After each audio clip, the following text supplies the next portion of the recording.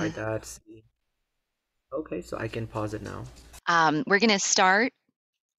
We're going to start in just a couple of minutes. We're going to allow everybody to get logged in.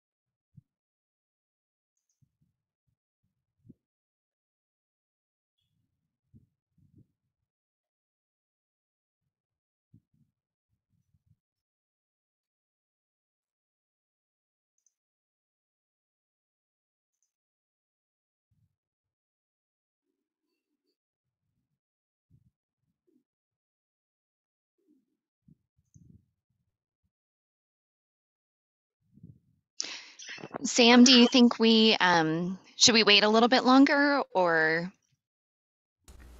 I think we can get started so that we can be on time. okay? Perfect. I'll let you turn on your camera. All right. Let's And Matthew, yours your camera is on. perfect. Okay. So, should we move forward? Yes. All right. Well, welcome everyone. I'm really excited for this really innovative way of trying to get the financial literacy education to our members of San Antonio Indian Nurses Association. Do know that this is an exclusive event for SAINA.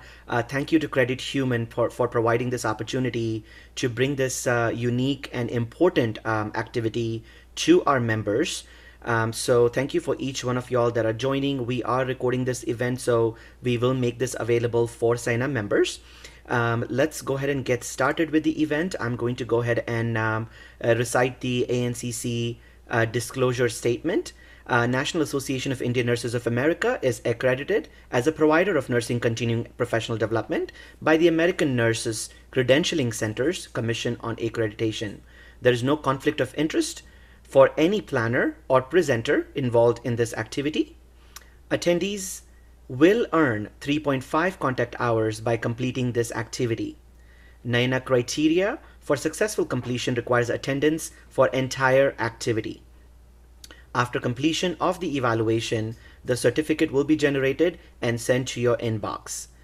Please wait till the end of the event to receive the evaluation link that would help you to get the 3.5 contact hours.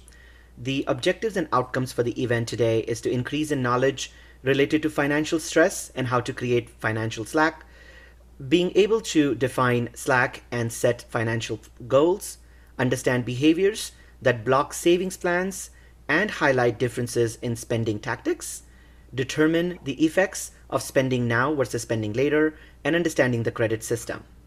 I would like to now welcome and introduce Mac Anthony. He is going to be the speaker for our event. We also have a couple of key folks from the Credit Human as well. And over to you, Mr. Mac Anthony. Thank you. Thank you so much, Sam. I appreciate that. Hello, everybody. Thank you so much for joining us today, especially on this Saturday, right? Welcome to Understanding Financial Health. We know that the title seems a little broad, but keep in mind our financial health is actually very broad as well. There are multiple dimensions to financial health, including the amount of savings that we have, how much we're putting away for retirement, and maybe even how much of our income we're spending on a daily or a monthly basis on a regular basis, just to name a few. And as you might think, when we start to focus on the needs versus the wants, and so today, hopefully, we can define each as well as demonstrate the outcome of choosing one over the other. My name is Meg Anthony Specht. I will be your speaker today. I am the Financial Health Education speaker for Credit Human. I know I can say that right. We also have Barbara. Barbara, can you say hello, please?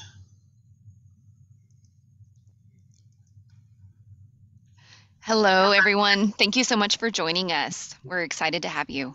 Thank you, ma'am. She's the account manager from Credit Human, and she works with your organization to set these events up. We also have a special guest in the house today. We have Matthew with us. Matthew, can you say hello, please? Good afternoon, everyone. Happy to have everyone here. Been a wacky morning for me. I'm actually on my fiance's computer, so if you see her picture come up when I turn my screen off, I'm on a different computer. My computer's broken today, but happy to have you guys all here with us today. I'm glad you were able to find a second choice of how to get here, Matthew. Thank you for joining us. I hope everyone takes advantage that you're here as well, because you've got the expertise in the house. When we have questions on our side, we always go to them in the Financial Health Center because they are the front line. If there's any questions you might have about the event or anything really, if you'd like to start a conversation about that, we do have the Q&A session after the webinar today, so don't forget. And of course, before we begin, a very special thank you to San Antonio Indian Nurses Association for their partnership. We think it's really great that you're affiliated with an organization that has such value in your financial health. And of course, a special thank you to Sam for his help in setting the events up. Thank you so much for your support, Sam. This is our entire curriculum that we're presenting to you today. It was designed especially for San Antonio Indian Nurses Association. And because this is our entire curriculum, I'm going to tell you right now, this means there's going to be a lot of information. A lot. The important thing to remember is that our intent isn't to simply share facts and numbers, but to bring a new light to an old topic and maybe give everyone hope. Maybe we want to see that we can feel better about our financial possibilities going forward, and we might not be so intimidated by planning for the future. Author Alan Lincoln said, planning is bringing the future into the present so that we can do something about it now. I love that. Today's webinar, I'm going to be asking specific trivia questions also throughout the webinar. Trivia questions will be identified as trivia questions. The first correct chat answer sent through the chat option will win. Emphasis on the word chat there. Also, again, feel free to send those questions through the Q&A option, not the chat option. We don't want to get your questions lost in there. We're going to be playing for $15 gift cards for each correct chat answer. We always like that. Winners can only win once per webinar just to make sure everybody has an opportunity to win. And we don't always do it, but of course you already know we have a Grubhub card that we're going to be sending to you guys just for attending today. It's kind of our welcome to the webinar and welcome to the series, and a big hello to our summer, right? Although in San Antonio it's almost always summer. Our 4 seasons, I always laugh, our 4 seasons are summer, more summer, hotter summer, and summer light. But it's beautiful San Antonio, so it's always worth it. Obviously, we're presenting virtually in the wake of our situation. Our hope is, though, that we can still continue to convey our mission in trying to share suggestions for bettering our financial health, to help us with ideas for staying on track, getting back on track, or maybe we're just looking for a track, just trying to decide where to start.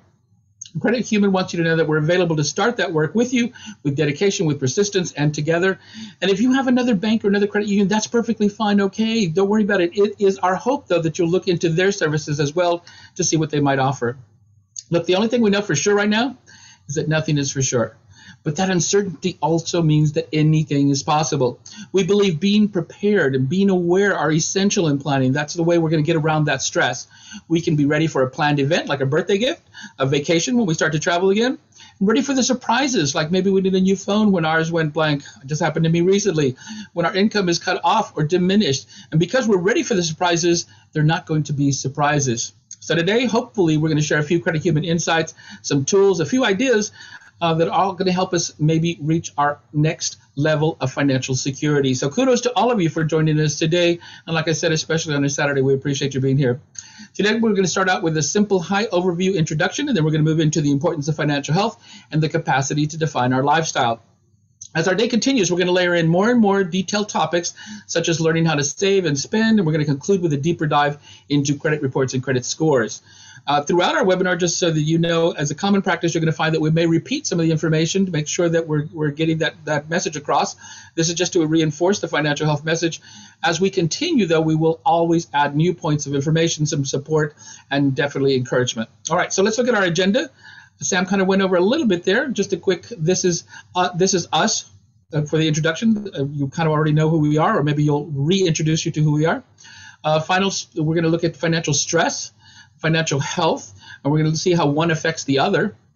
We're going to talk about planning and its role in awareness, and we're going to answer the question, why plan? We're going to talk about identifying and building Slack. We're going to talk to you about what Slack is and why we always want to have more of it. And then we're going to look at planning for spending or planning for saving for later, and why it might matter how we spend and when we spend. We're going to determine the interest rates and debt to income. Some of you might be familiar with that term. We'll get more into that shortly. We're going to talk about the ability to borrow versus the ability to live. This is real important. You're going to be surprised at some of these numbers, how they are calculated and which are more realistic. And of course, we'll end with understanding credit, the reports, credit scores. It's a very nice deep dive into multiple aspects of credit. And of course, our financial health tools we're going to share with you along the way that might actually help us with maybe planning and maybe making things a little less intimidating. All right, so we got all that formal introduction out of the way. Let's talk about Credit Human. Bit of history here. We started in 1935, 86 years ago at Kelly Air Force Base. We were a small group of civilian employees that pulled our funds together so we could help each other out. People helping people, and 86 years later, I'm proud to say, Credit Human still thinks the same way. And we're dedicated to not only improving our financial lives of our members and their families, but also the communities that we're a part of. We've got a multitude of financial health centers and branches around the city, and I'm going to explain the difference between those two shortly. What we stand for, though, has never changed. Now more than ever, we want to share our knowledge, our tools, and our confidence to build our futures together, making us even stronger than before. We continue our dedication to a variety of causes, like the Excel Awards program. Maybe you've heard of that, rewarding teachers for outstanding work. Any Spurs fans watching today? Hopefully so. We're proud to be an official sponsor of the Spurs since 2002. They follow the same beliefs that we have in improving and strengthening the community, so wishing them the best of luck in the next game. And of course, we've also partnered with UTSA's Alumni Association. All right, you got to share a little. We've shared a little bit with who Credit Human is. Now let's get a better understanding of how do banks compare to credit unions. A basic difference is that banks have customers, while credit unions have members. Banks compete with each other to get ahead, whereas credit unions are actually working with each other by sharing resources such as shared branching. Now, larger differences are banks are for-profit corporations. They've got shareholders who own the bank and earn the profits. If the bank employee has to choose between the customer and the shareholder, they will side with the shareholder. And I get it, it's a business. Credit unions, on the other hand, are not for profit. There's no need to choose between a shareholder and a member. At a credit union, you are the member and the owner. Even the employees are members. So there's no need to really make a choice there. There's also another myth that banks and credit unions don't offer the same products and services, and that's just a myth. Basically, we all offer the same products and services with slight variations. The main difference I can tell you right now is that credit unions' interest rates will almost always be better than traditional banks. Otherwise, we've got the same products and services, checking accounts, competitive rates on credit cards and loans, 24/7 access to your financial accounts, and of course, free debit cards. Credit Human's commitment that we're here and we're dedicated to help others, and we have been doing it, like I said, for 86 years. Today's webinar is a prime example of our dedication, and it's also the definite dedication of your association. All right, guys, so we talked about the differences between banks and credit unions, as well as the similarities, right, in member benefits. We talked about Credit Human and our dedication to our communities, and that leads us to why we're here today, financial health. Financial Health Network, they're a third-party entity. They did a study, and they found that 67% of American adults struggle financially. 67%. That's 167 million American adults. And in today's climate, those numbers are probably much more realistically higher. A 2020 survey from the National Endowment for Financial Education, they found that 84% of Americans are experiencing financial stress due to current circumstances. The only thing is that is 84% means that we're not alone, right? We're in a lot of us in this together. Think back when we were in a mall, a salon, a classroom. Think about it. Over 50%, and like I said, probably even more at this time, of the people that were surrounding us had some sort of financial issues, big issues, small issues. And keep in mind, of course, we all react differently to stress. So now that's why we feel more than ever, this is why we're reaching out, because we know that there are a lot of people that are in this situation. And people who are struggling financially are not always in a good place. The good news is, as daunting as it sounds, there are ways to turn things around. Those struggling can become financially healthy again, and for the first time as well. Writer novelist Michael Korda said, "In order to succeed, you must first believe that we can." For this next coming up here, we're going to look at, as life would have it, of course, many times those of us struggling may have to deal with stress before establishing financial health. And this stress can be at a multitude of different levels. I'm going to share with you some examples of financial stress and how it might affect us. Financial stress equals stress, and this, of course, affects us in many ways we might not even be aware of. Stress affects us as individuals. Studies show that this could affect us physically, mentally, high blood pressure, anxiety. And the way we handle the stress can greatly affect our health as well. We might have a lack of sleep, just laying there worrying about paying our bills or where our next hurdle might be. Stress will also affect us with our family and our friends. We're not getting along with either. We might be short-tempered, easy to upset. Some of us might be parents. It becomes a little more difficult to stay focused on helping with homework or just merely playing with the children and being present in the fun moments when we're worried about our financial health. Stress also affects us with our work or our school. We've got a loss of concentration. Productivity suffers. There's an increase in absenteeism. It's hard to stay focused on work or studies if all we're thinking about is our finances, paying for things we might need, like housing. People who are financially stressed at work could be focused on that instead of their job. And they are distracted and they're not being productive, especially at the quality of the level that they need to be. And then all of those can trickle down to our community connections. Studies also show that there was a sense of isolation for the community.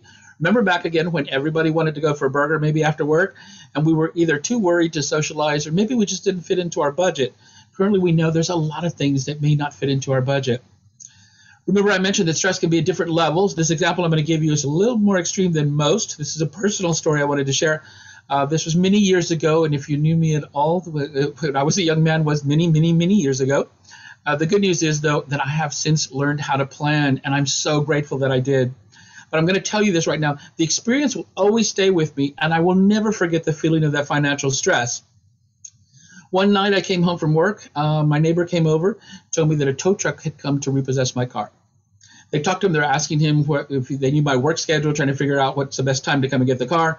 I called a close friend of mine. I asked if I could keep my car at her house, at least until I could correct the situation, right? I took my car over to her house. She gave me a ride back home. It's like 1 o'clock in the morning now, and I'm going to tell you right now, I tossed and I turned all night. I'm sure I didn't sleep at all, and I had to work the next morning. So here I am. I'm experiencing individual stress and work stress. Hardly sleeping really affected me the next day at work. And that was stressful and embarrassing. My neighbor now knew what I was going through. My friend where I left my car now knew what I was going through. So here's my family and my friends' stress and my community stress. I felt separated from both. And where was I going to get the money from? And then the guilt sets in. How was I getting to this point? How was it going to get out of this point? Could I get out of this point? Okay, I know I just stressed myself out again from this story. This story is mine. It's my memory, but I use that stress to remind myself. The good thing is my story didn't end there. That adversity was my inspiration. Bryant McGill, author, speaker, and activist, said, the number one skill in life is not giving up. So what can we do? Personally, I didn't give up. I finally understood that the best way to beat this was to become financially healthy. If I wanted to get rid of the stress, I needed to get rid of the stress factors. That was my revelation. The life changed for me when I realized it was me that had to change. I had to think differently. I had to be prepared. I needed to behave differently. These lessons I learned on my own, and that's why I'm sharing my personal stories with you in hopes that you can learn from my experiences. Hello, this is the voice of experience talking. Been there, done that. Been there, done that again. Been there and done that even one more time. Eventually, though, I would learn that doing the same thing over and over was going to get me the same results. I know from experience that experience is the greatest school that you can learn from. But let me tell you, the enrollment fees you have to pay can be extremely high. Take advantage of this voice of experience and avoid the drama. All right, so enough about that stress, right? So why don't we sneak a stress-free slap-building trivia question in here? Get ready to type your trivia answers into the chat box. We're going to start with our first trivia question. Everybody ready? So we told you that banks are for profit while credit unions are not for profit. We said there was a basic difference between the two. Banks have customers and credit unions have blank. Credit unions have what? I'll give you a few seconds. We said there was a basic difference between the two. Banks have customers, credit unions have blank. What do they have? Type those in. I see some answers coming in. Good. Barbara's keeping tabs on those, and we'll keep you posted on that. The answer is credit unions have members, and as members that they're treated like owners. All right, so we may think, well, how do we figure out where to start? Well, let's begin by becoming aware. There's several stages, 3 stages of financial health. Credit unions define these into these 3 stages. Day-to-day financial management. This is the person that's not stressing about money. They're spending less than they make, and they're creating slack. And now to explain slack. Slack is the money that's left over after we pay our bills and all our living expenses. People always ask us, what's a good number for slack? And there is no good number for slack, because this is always going to be different, because all of us have different needs. A good slack number for me may not be a good slack number for anyone else. In general, though, we can tell you $1 left over. $1 would be a good number. And that does not sound like enough. Believe me, I think so as well. But think about it. If I have $1 left over, that means I was able to pay all of my bills and all of my living expenses, and I at least had still $1 left over. Do I want more than that $1? Most definitely. That's what we're talking about today. How can we end up with more than just that dollar? All right, then our next component, this is resilience to weather ups and downs. This is someone who spends less than they make, someone who's building a savings cushion for emergencies or maybe to pay a bill, and they might also have leftover funds, the slack, once they pay all their expenses. And this person might also have access to affordable credit if they needed it, and we'll cover that later on in the credit section. And then there's the long-term opportunity. This person's planning for the future. Maybe they're looking to buy a house, a retirement. Maybe they want to simply build up their savings. And these are the 3 components of our lives. We're going to end up in all 3 of these. I've been in one, out, in, out, back and forth. I did all 3 of them. I stayed in one. I went backwards. I went forward. And this can happen throughout our lives. Personally, I know that I've been, like I said, in all 3 components. Just from the story I told you about my car, I wasn't even on the chart. I was way off to the left, not even close to day-to-day. I had to dedicate myself to move closer to that day-to-day component. So finding myself off the component chart for me was an awakening. And I can tell you again, that voice of experience, I wish I'd have been more aware much earlier, but I also learned that it's never too late to start. All right, so now let's determine which component we're at so we aren't so surprised like I was. We're going to start by gauging financial health, and we can ask ourselves a few of these questions. I'm not going to go over each one, but I'm going to cover some so you can see what kind of point I'm trying to make. Component number 1, day-to-day. Someone who's having financial stress could be living paycheck to paycheck. No extra money, just getting by paying the bills. You can't go to the movies. What a family of 4 can cost like $1,000 if you buy the popcorn. Someone could be juggling bills. Maybe they're letting the light bill go so they can buy groceries. Maybe they're buying new tires that they really needed rather than paying for their phone bill. Component number 2, resilience money. Studies show that having money saved is a financially healthy idea. People can lose their jobs. People might get in an accident and can't work. Look at the world today. Who could have even imagined this? So what happened to the people that work for Sears or Payless Shoes? There's a multitude of businesses, local and national, that are struggling and some are closing down. Macy's, Nordstrom's, Forever 21, Luby's, thank goodness got saved, but Luby's was on the list as well. Even Pier 1, they've all announced closures that happened or will happen. Do the people working there have at least 3 months of income saved? That's the big issue. Do we have enough resilience? Component number 3, the long term. Studies again also show that people who make savings a priority are going to be more financially healthy. Taking a little bit of our earnings and putting them into a savings account, maybe a split deposit, for instance, people with retirement savings are going to be more financially healthy. What if we're lucky enough to be able to live to be 80, 85 years old? Are we going to have enough money to survive and continue with a comfortable lifestyle? So our commitment, we believe that by dedicating our financial behavior to a goal, we can stress less about finances. So no matter what component we find ourselves in, let's believe the change. Let's visualize our financial goal by gauging our financial health. We're determining where we want to be, and we're going to make it real. I call it the Oprah Winfrey moment, or I would say I want to stop living paycheck to paycheck. I want to stop juggling my bills. I want to have extra money saved so that just in case I needed to live on it. I want to have money saved for my retirement. Just think about it right now. Think about your goal, which might be, but what component. Read in the little gold boxes where you are right now or where you want to be. Everybody's reading one of those? Take a few minutes here. So what are we doing? We're all setting a goal, right? We just pick one of these goals as our own. Guess what that means? We're already planning. That means that we're already on the way to better financial health just by setting goals. Minimal effort. We've already started planning. We're planning without even thinking about planning. And by dedicating our financial goal to a behavior to a goal, we can stress less about our finances. All right, just an FYI, this next slide is not a trivia question because it throws some people off because it says pop quiz. Now that we know what it means to be financially healthy, what's a good predictor of financial health? What do we think is the main factor to being able to be financially healthy? Credit Human believes that planning is a good predictor. Many people think that money and wealth is the predictor, lottery, being rich, inheriting money. People even ask us, what about if I have a lot of money saved? Having money saved is a good predictor. But guess what? We save money as part of planning. So even if it's an automatic direct deposit off to the side, set it and forget it, that's still planning. Many people think the more money we have, the better off we're going to be. And actually, again, according to Financial Health Network, income alone does not predict our financial health. Research shows that 1/3 of American adults who make over $60,000 are financially unhealthy. For the expression, the more you make, the more you spend. While 1/3 of American adults who make under $60,000 are financially healthy. There's also an expression there that says a penny earned is a penny saved, right? So what we earn overall doesn't seem to necessarily indicate our financial health. Planning does. The bottom line is not how much we earn, it's how much we plan. The answer is always going to be planning. Planning, we know, works. We know that even by just planning and practicing a savings habit, we're going to be 4 times more likely to be financially healthy. 4 times. Those who are financially healthy, regardless of their level, are going to be planning their income. This is someone who simply drops that change at the end of the day into a bottle, for instance. Like we said before, maybe they've set up a little savings account off to the side, self-acting deposits. It's automatic. It's instinctive. Listen, you joined us here today.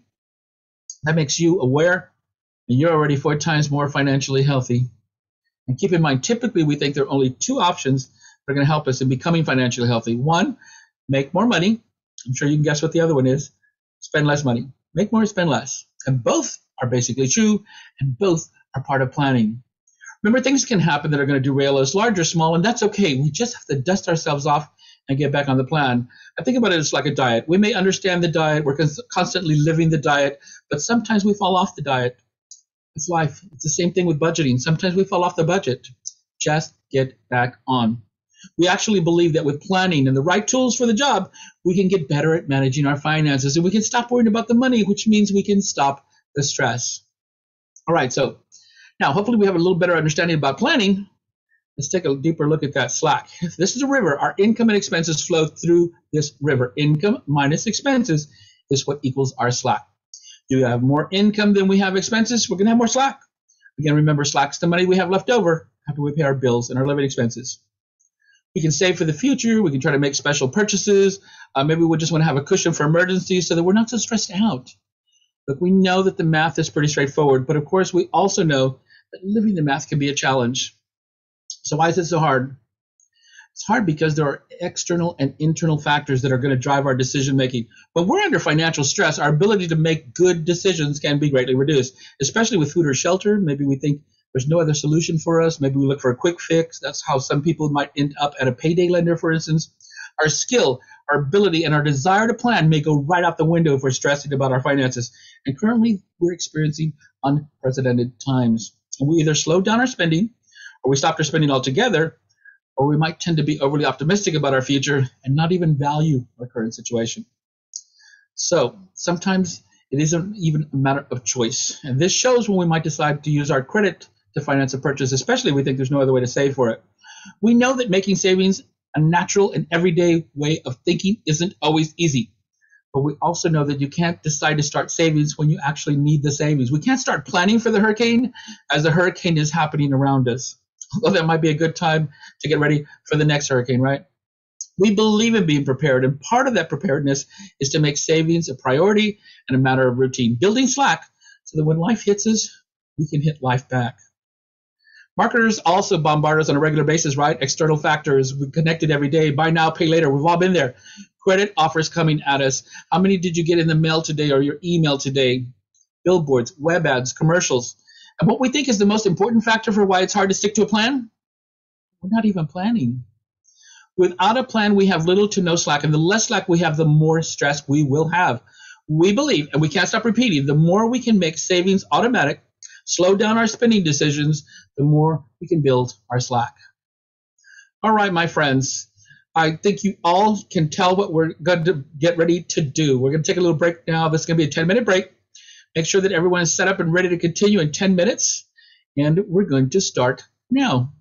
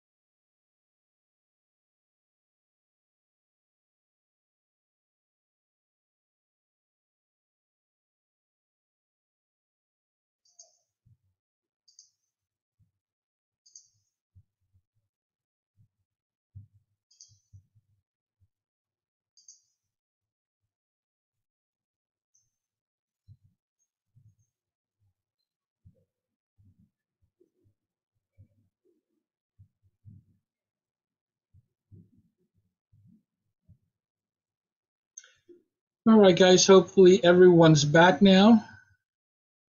Give me a few seconds here to settle in. I think, let me see, we left off with talking about why living the math could be so challenging and that there were things that might get in our way. So we'll pick it up from there. Some of these things could be our own human behaviors, and that makes it even harder for us to increase our slack, right? We can do these subconsciously sometimes. We're not even aware that we're actually doing them. We have things like the default bias. This can get in the way of living the math because the default bias is the behavior of continuing to do things the way we've always done them, or we avoid the discomfort of actually making harder decisions, so we opt for the default choice already supplied for us, or we're doing nothing at all. An example of doing things the way we've always done them. Maybe we signed up for a service and we have it many years for it now. We've never looked for a better price service. We've always talked to our current service provider to ask about better rates. We've always just been loyal to them and continued our service with them. I had a security alarm service for about 25 years. 25 years. At one point, I started looking at my bills for places that maybe they'd gotten away from me, looking for ways that I could save money, ways to lessen the stress of my high bills. This was one of the bills that I found. So I did a little research. I found a much better deal with a much better extras and newer technology. So I called my service and I said, thank you so much, but I want to discontinue my service. So my contract had already been expired, so I knew it was going to be easy. Or so I thought. So they, of course, said, certainly, no problem. Let me connect you with that department. Well, as we all know, that department was the don't let them cancel their service department. We went back and forth and back and forth. I held my ground. I said, this is how it's going to have to end. My bill went from $69 per month to $19 per month, $50 less because I said, I'm not going to pay it anymore. I'm going to switch services. They not only lowered my bill, they updated my technology, and they added a few of the extras that I actually wanted. So just keep in mind, making a phone call. Now, given granted, it was a long phone call, but that long call saved me $600 a year. And remember, I paid the higher price for 25 years. It stunned me that I had done this. If I had done this earlier, I could have maybe saved thousands of dollars. This is an example of accepting the default choice made for us. We've got online shopping is a great example. We want to go through the purchase. Many times we're already signed up with that website. We've already got all our information, shipping and payment information. So we can go through that purchase very quickly. The bottom of the page, though, what we might not notice, there's a little box that's already checked off for us. And just by clicking on, we can see that it says, would you like more information about similar products and similar services? And we leave it with a check mark. Then we don't understand why we keep getting those unsolicited emails and texts. And all we had to do was take a few seconds to uncheck to unsubscribe. But for those of us that subscribe to the default bias, we don't have check boxes because it wasn't the easiest and the fastest way. An example of doing nothing at all. I've got a friend that had a membership with an internet provider, an old one. I'm not even going to mention the name. This is one of the original ones. They were a pioneer and they were subscription based. We had to pay monthly to be a member. My friend had the subscription forever, and with an automatic renewal subscription, mind you. He went on to open another account with a new service, but he never closed his old account. They continued collecting money from him even after he switched services, and he never used them again. I don't know exactly how long it went on, but I know when it happened, I told him, well, why don't you just cancel it? And he said that he didn't have time to cancel it. He didn't have time to save money, so he did nothing at all. I can only say wow to that. The good news is that we can use the default bias, this behavior, to actually build our slack, and we'll tell you more about that in just a minute. Look, we know that most of us are wired to do the easiest things, to choose the path with the least resistance. But many times that path can be the one that's going to cost us more money. When's the last time that we looked at our bills? Really looked at our bills, any bills? Let's say the internet service, for instance. We can pay a lot more money for having a plan with a faster speed internet.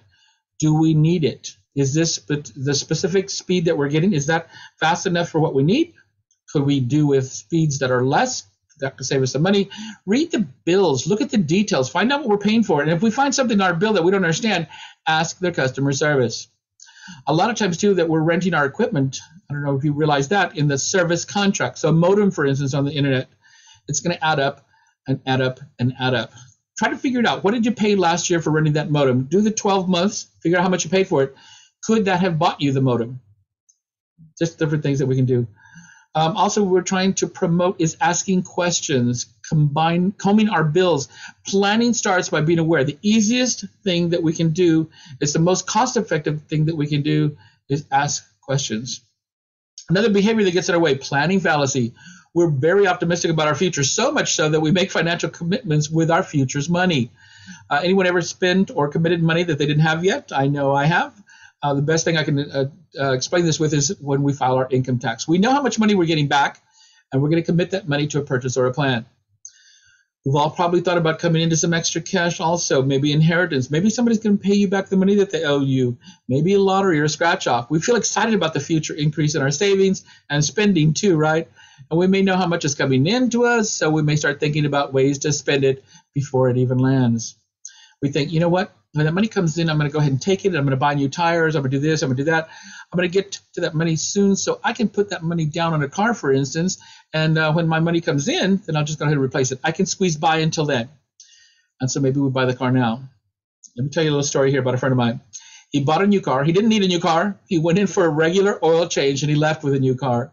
I still tell him that's a $35,000 oil change. He made a buying decision with a planning fallacy. This is actually true. He actually said to me, I should be up for my raise sometime in the next 6 months, so it's going to be okay. I can get by until then. Let me tell you, this could have been a big nightmare for him. He bought the car, and within 2 months, another company bought his company, and they began restructuring.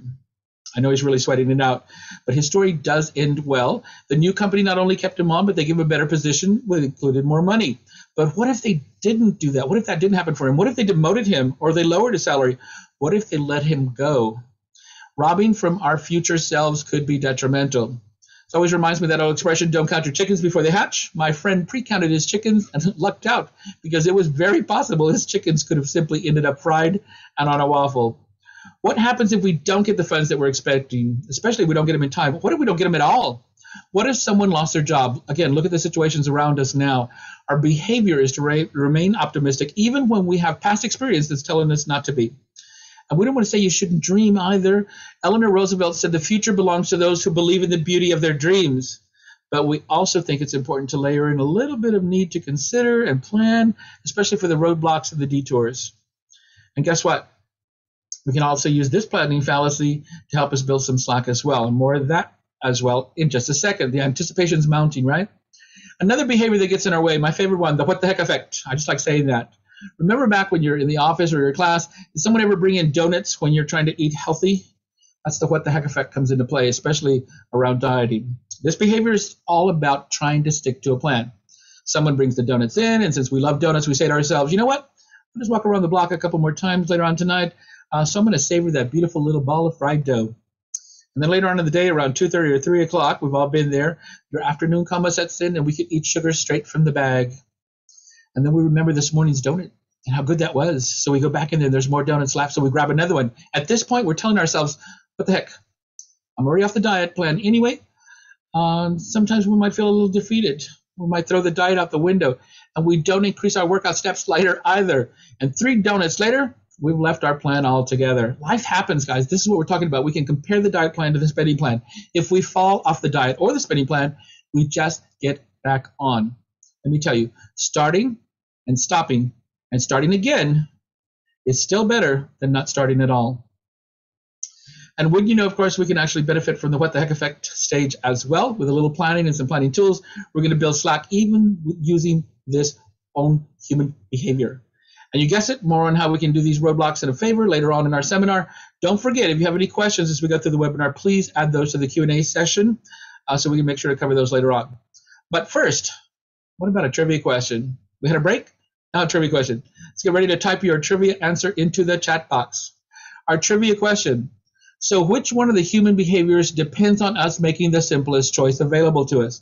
Maybe even doing nothing at all. Is it the default bias, the planning fallacy, or the what the heck effect? The default bias, the planning fallacy, or the what the heck effect? Even taking any guess in there would be good, right? It's the default bias. Remember, this is the behavior of continuing to do things the way we've always done, or avoiding the discomfort of making choices, or doing nothing at all. All right, so now let's get to our virtual worksheet, and we're going to run through that. Keep in mind, it's not imperative that you have the worksheet right now in front of you. We did send the link out before our presentation. It's also available on our website, and we'll also be sharing the link for the worksheet again in the comments bar right now. Barbara should be putting it in there. Sometimes we think we know about where our money is going. I know I always used to think I knew where my money was going, but sometimes it goes places without us. I hate when that happens. Hopefully this is going to make things much, much more visual. I'm a very visual person, so it helped me a lot. First, a quick overview of the worksheet itself, a little bit about how it's important for our planning. On the front, we're going to walk through the income and expenses to gain a better awareness. And then on the reverse side, we're going to walk through how we find our slack, and then we're going to set a savings goal from that slack. I'm going to tell you right now, I know this was a real eye-opener for me. When I first completed this worksheet, it makes it very visual. I could not believe how much money I was spending here or there. You know, just like for me, it was dining out, you know, burger here, a coffee there, but it really adds up really fast. If you prefer, we prefer to call this a spending plan rather than a budget. The actual definition of the word budget is something that comes off as cold, confusing. It's math-driven, and that doesn't sound like fun at all. We're defining this as a spending plan workshop. As a spending plan, this is not meant to be a strict budget, but instead it's a guide that's going to help us to become aware of how we spend our money and hopefully assist us in maybe taking control of our financial future. And ultimately, it's going to help us reach our goals. It approaches budgeting as a lifestyle and not a task. It's math for sure. We can't get away from that, but it's driven by needs, people's needs, real life needs. We believe it's so important, especially this time, that we don't give up and that we think about spending plans so we can be ready for whatever the future might bring. First the dream, then the goal to follow that dream, and then the plan to master that goal. Remember, we said that there was about 67% of American adults that were having financial issues, large or small. But just because we don't know what's around the next corner shouldn't stop us from going around the next corner. Making plans, using tools like this worksheet can be essential in our success. Again, I remember when I was younger, I wasn't a planner at all. If you said, let's go to the beach, I could be in the car by the time you finished that sentence and I heard the word beach. Now, of course, I have to plan. I'm 64 this year. No more sleeping on the beach. Those days are long gone for me. I need to book a hotel. I need to check my oil and my tires. I need to plan. Now, let me tell you, I can still go to the beach on a drop of a hat. I can do it quickly, but now I'm going to tell you right now, I have enjoyed myself much more by planning. All right, so let's get started then. The first thing we want to look at is our total monthly net income. Keep in mind, of course, these numbers are just for demonstration purposes only. As you can see on the worksheet, no matter who this worksheet in particular, you can use no matter where your actual financial institution is, so with us or with somebody else. All right, for this worksheet, we're going to use a total net income of $2,500. Remember, when we're doing this on our own, we're going to also add in things like child support, Social Security, things like that. Now remember, we're using net income, which is after deductions of taxes, health insurance, all that's already taken out. This is the actual deposited money into our account, not our gross income. The first section is going to be our housing expenses, the total amount we might spend on mortgage, rent, any other home-related expenses, utilities, for instance. Now keep in mind, this is the money that we spend on a monthly basis. We're not going to be filling out each one of these items either, but we do want to make sure that you understand how to utilize the worksheet. We know for sure that Some of the following dollar amounts could not sound realistic to you, but again, let's play along. It's just a sampling. Remember that items listed here can be reimagined for your particular needs. You can change this into anything that relates more to yourselves, childcare, new medical instruments, uniforms, school supplies, etc., whatever might fit for you. All right, let's go ahead and start this for our demonstration. We're going to use the following costs. Mortgage and rent, we're going to do $1,000. $1,000 for mortgage and rent. We'll use gas, electric, and utilities. So the payment here is going to be $120 for gas and electric and utilities. We're going to talk about telephone. Telephone's going to be $50. That's a really good carrier. I wish I had that for my expenses. Internet cable. Maybe this is the total of the different streaming services or the paid apps that we might have. We're going to have that for $100. And then for $50, we'll enter that on the line that says water. Now keep in mind, again, this could be for maybe you have an embossed hoodie that you bought from the Squad Locker. I'm just trying to remind you that this could be any entry that you want to add it to. Again, once we have this section filled out, let's do a sort of subtotal, and let's just write that number next to the green box labeled housing expenses. On your screen, you'll see it on the right-hand side. That total there is going to be $1,320. All right. Now let's enter our debt expenses. This could be any loans that we owe to lenders, any money borrowed or credit used. Our loans, and remember, credit cards are also basically loans. We're going to cover these debt expenses in a little more detail later on in the webinar. These play a very important role in the ability to live our lives as stress-free as possible. If you notice, there's also an extra column here for the payoff dates, and we believe that if we have the payoff dates there, it's going to help us to better understand how much money we have left to pay. For me personally, I know it's a great motivator. I can see how I'm almost done, and it actually helped me to increase my payments, round up my payments a little bit. Also, if you notice, we don't have a year listed here, so keep that in mind. We wanted this to be perpetual, so we don't have to worry about this moving forward. I'm going to start with an auto loan, and we're going to add a payoff date. I'm going to have a payoff date of 12/31 with the payment of $220. 12/31 for the payoff date and the payment of $220. Great payment for a car, right? All right, then we're going to have the credit card. That's going to be a payoff of 12/1 with a payment of $50. Payoff date of 12/1 with a payment of $50. All right, if we have one credit card, many times we have another credit card, so that was going to be a payoff of 11/15 with a payment of $25. $25 with a payoff of 11/15. And then we might have a student loan. We've got a payoff date there of 3/1 and a payment of $100 per month. $100 per month with a payoff date of 3/1. Again, so we're going to take this section, we're going to fill it out and do another subtotal, write that number down to the green box on the right-hand side at the top of the screen as well that says debt expenses total. For us, we have $395 in loans. $395 in loans. All right. Now let's get to living expenses. Living expenses are typically lifestyle expenses. We're talking haircuts, special coffees, manicures, daycare, things along those lines. These are essential, moderately essential, and even some could argue non-essential. Again, everybody has their own needs. If we have a car, though, then we might need gas, right? That would be an essential, so that's going to be $75. $75 for gas. Also, we have a car, then we're probably going to need auto insurance. So we're going to do $55 for the auto insurance. $55 for the auto insurance. Groceries, we'll do $200. Feeding ourselves is hard enough, but maybe we have to feed our family as well. $200 for groceries. Clothing and laundry, this was not my idea, but somebody put $21 there. I wish I could get away with $21 for clothing and laundry, but we'll accept that, $21. And then beauty. How about beauty for $35? And again, we don't all spend on beauty. Like I said, you can make this whatever you need it to make. Maybe you have a bus pass that you buy all the time because you ride the bus, and a monthly bus pass could be about $35. Entertainment, $75. $75 for entertainment. We have dining out for $100. Again, maybe that's $25 per week for lunches for a month. $100 for dining out for the month. And let's end with lottery, tobacco, and alcohol. $130. Yes, I said lottery, tobacco, and alcohol.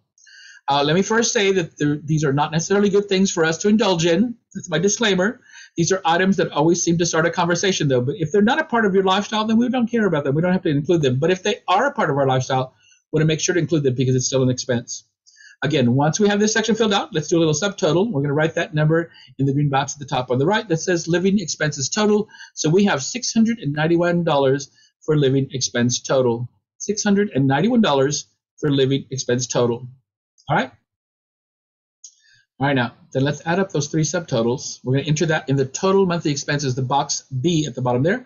That's going to be $2,406. All right, now we can see where our money might be going. Now let's flip our virtual worksheets over so that we can work on the formula for discovering what our slack is. And remember that slack, what is that? The money that's left over after we pay our bills and our living expenses. Bills would be our housing, our debt expenses, rent, utilities, phone, car, credit cards. Living expenses are all the things that we spend on a monthly basis like gas, medical, pets, subscriptions, things along those lines. Now remember, these two things can influence our slack and how much we make and how much we spend. We just talked about that. And the importance of a cushion is to increase our financial health and to decrease that financial stress. All right, so let's take our total net income. Remember from the other side, that was $2,500. We're going to enter that into net income on box A. All right, now let's enter our total monthly expenses. We're going to put that in box B. Remember that was $2,406. That's food, shelter, whatever we spend on every month.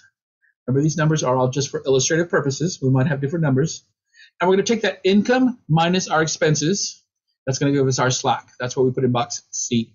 This is $94. So after paying our bills and living expenses, we've got $94 left over. Is that a good number?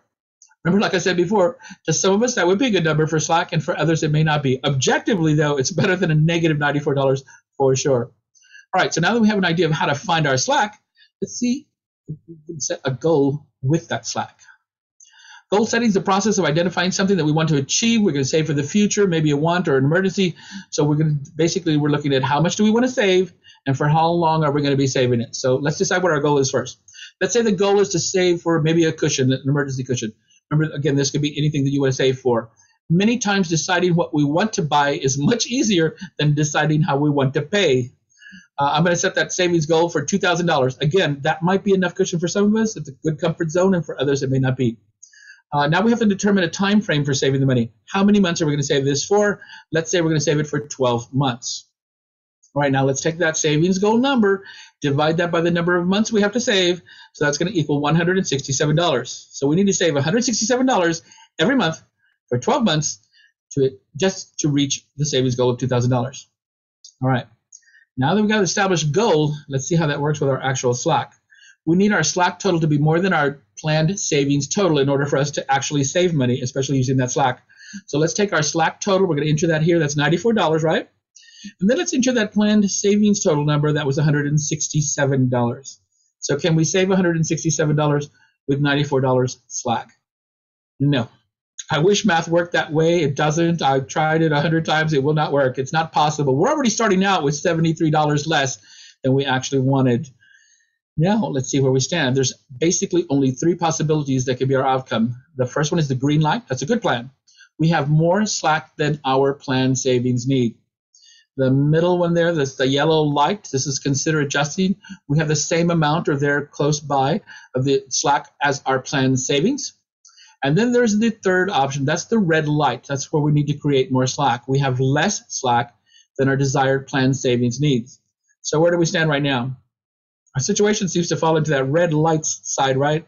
We need to create more slack. Maybe even just a little bit into the yellow light where we talk about considering adjusting so that we can figure out how to get more slack. Remember we said we could increase our slack by making more money, or spending less money? So since earning more money isn't always the fastest way that we can adjust our slack, that might include maybe looking for a job or a new job or a second job, maybe going for a degree or another degree, or maybe getting a certification. These all require an investment of time. But what if we want to do things faster? Remember what was our other alternative? Spending less. We can utilize this option immediately. Keep in mind, we've been monitoring with this worksheet, so that's how we knew that we didn't have enough slack. So now let's do a bit of adjusting. And we're going to do this by going back to the front of our worksheet so we can have a little help there. When we go back to the front of the virtual worksheet, let's reevaluate some of these expenses. We want to add more money to get more slack. Warren Buffett said, do not save what is left after spending, but spend what is left after saving. I've been doing this backwards my entire younger financial days. The front of our worksheet here is where we're going to make adjustments so we might be able to alleviate some of that financial stress. We might be able to spend less maybe on our beauty.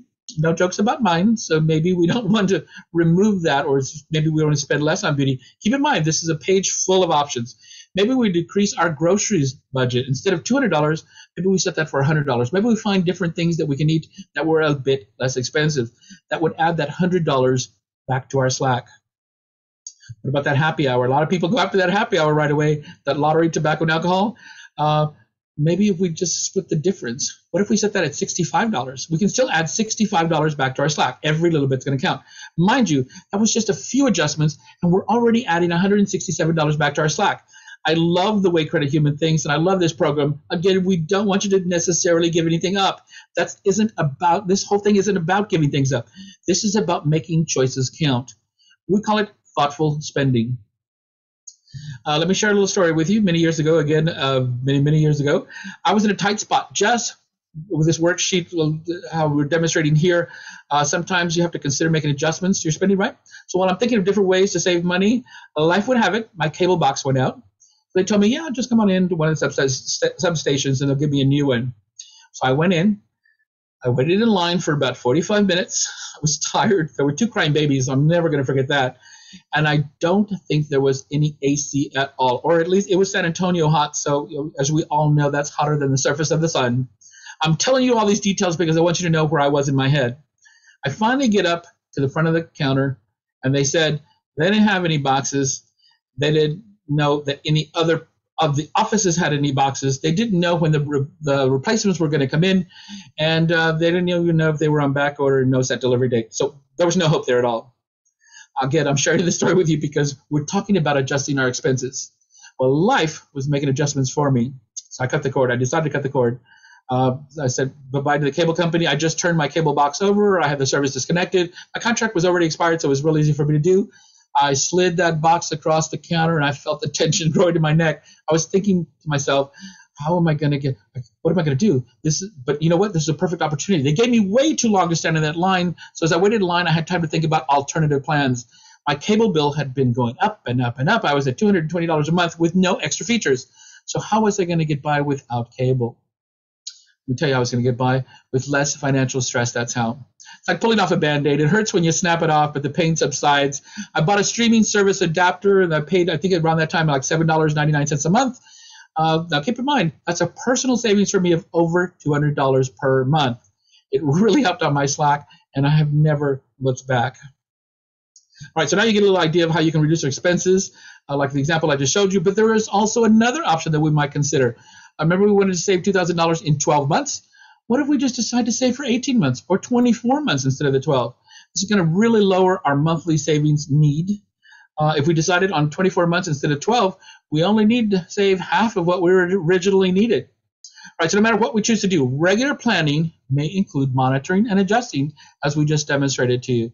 And as we know, nothing in life is certain, but that doubt doesn't have to worry us about planning along the way. So how else can we plan for a better future? We can review our bills, like we said before, review our credit report. We're going to cover this later on today.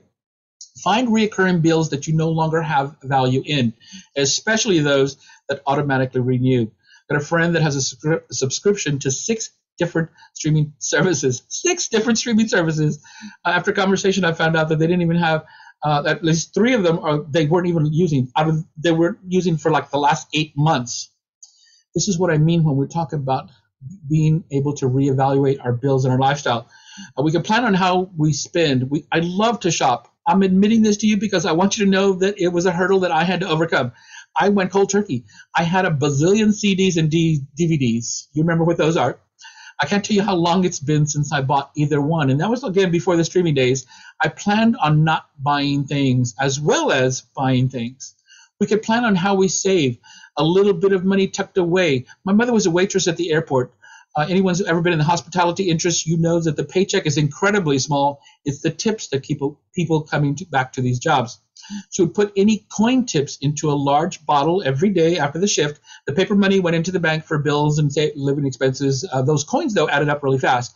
That was the money we used for special occasions, for birthdays, for going out for dinner, for back to school, and for emergencies. Now, keep in mind, because she worked at the airport, though, if the weather in San Antonio was bad, or really anywhere else in the country that caused flights to cancel, it's going to reflect on how much money she made. Flights would cancel here and cancel there. No one had to leave, so they could sit at her tables for longer, right? So there's no turnover on any of the tables, which, of course, meant less tips. My father, he had a construction company building offices and apartment complexes from the ground up. Great business, lots of good money. But if you know someone who works in this industry, you also know how important the good weather was, right? San Antonio, so you know how much it can rain. And rain meant no work. So he always had smaller jobs set up on the side where he could maybe do fireplaces or cabinets, remodeling, indoor work. Keep in mind, both parents were planners. We weren't rich by any means, but for me, I felt like we were. And that was because they planned. They set up budgets, they adjusted spending when necessary, and both were always planning and always saving, literally saving for a rainy day. I want to share that personal story with you in particular because I understand how other people are utilizing different plans. It's important to know that we're not in this alone, and other people are doing it as well. And you don't have to be rich to plan a budget either. In fact, we can become rich, or at least richer, by planning. And definitely, we can have less stress. Remember, we can plan on going out to eat once a month, maybe. When I did this worksheet, like I told you before, the first time, I was completely amazed at how much I was spending. Again, a burger here, a coffee there. It really adds up, and it adds up fast. We could plan on a cooling off period when we want to buy something. Again, this has always helped me as well with my shopping. When I'm tempted with a non-essential purchase, I just wait a few days. I'm often glad that I passed on them. Again, I can save for different ways. Someone just shared this with me. If you can replace it in 20 minutes for less than $20, then you don't need it right now. It's very simple, but it really works for me. So guess what? Think about it. What have we been doing right now? We started planning. We started thinking about and realizing the importance of planning. We became aware of where our finances were, and we started planning from there. Right now, we have a better idea of how our spending plan worksheet can work for us, and we can become more aware. So yay for us. So as a reward, let's take another 10-minute break here. We're going to take another 10-minute break. We're running a little faster, so that's good. We're going to go ahead and start that now. Everybody.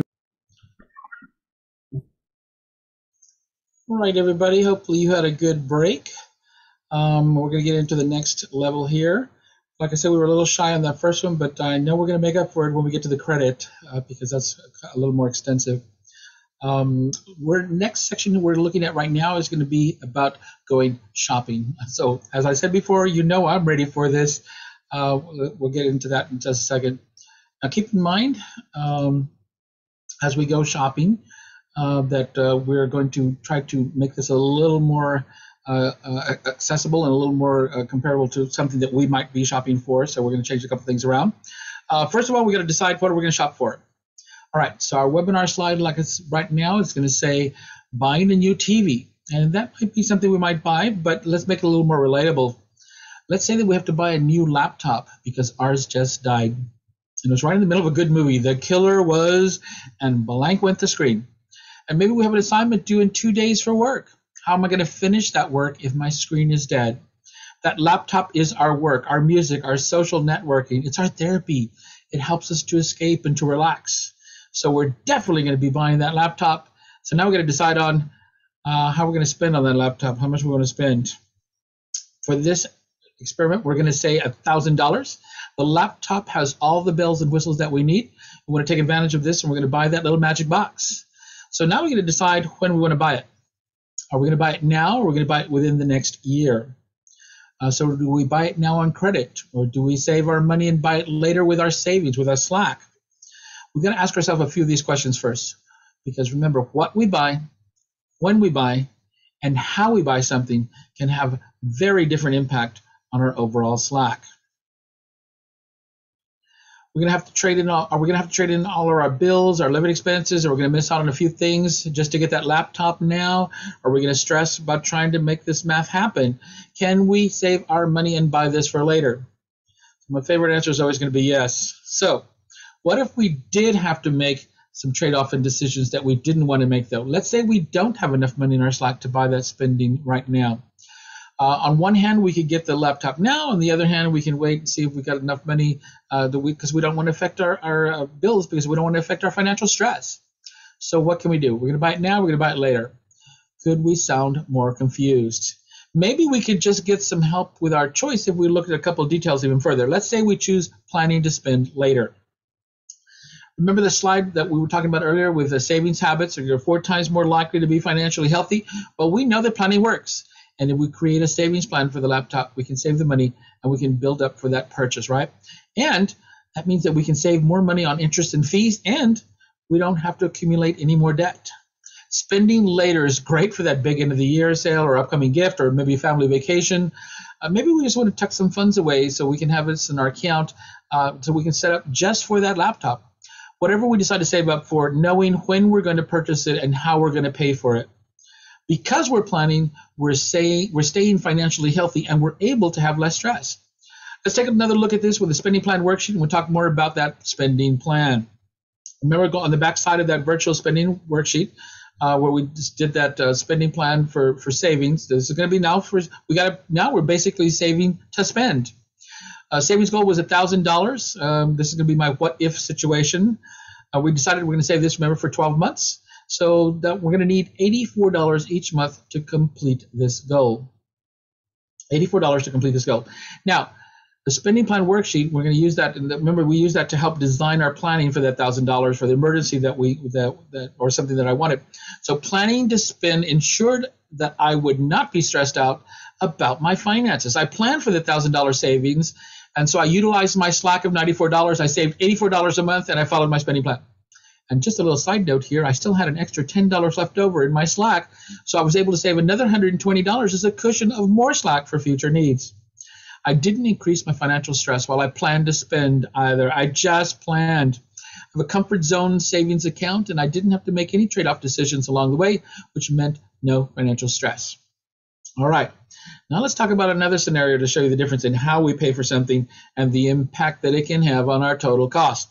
So what if I didn't plan to spend? What if I didn't have the money to saved up for this? What if I just made the decision that I wanted to use my credit to buy something? Let's say that laptop again. All right, so let's see how this is going to break down. This is a common loan financing that we created to show you how the purchase might work. Again, for when you're buying anything from your retail store, wherever you buy electronics, keep in mind the rates are always going up and down, and they're very dependent on our credit score. So these numbers that we're using are for demonstration purposes only. We're going to cover our credit scores later on. All right, so remember, we're continuing to using that laptop instead of the TV as we go forward. So when we see this, it says TV, we're thinking laptop. So keep in mind, our laptop died. We got a black screen, nothing. And we all know how important that laptop was to us. So we found a laptop that fit our $1,000 budget. We get it approved for their in-store credit.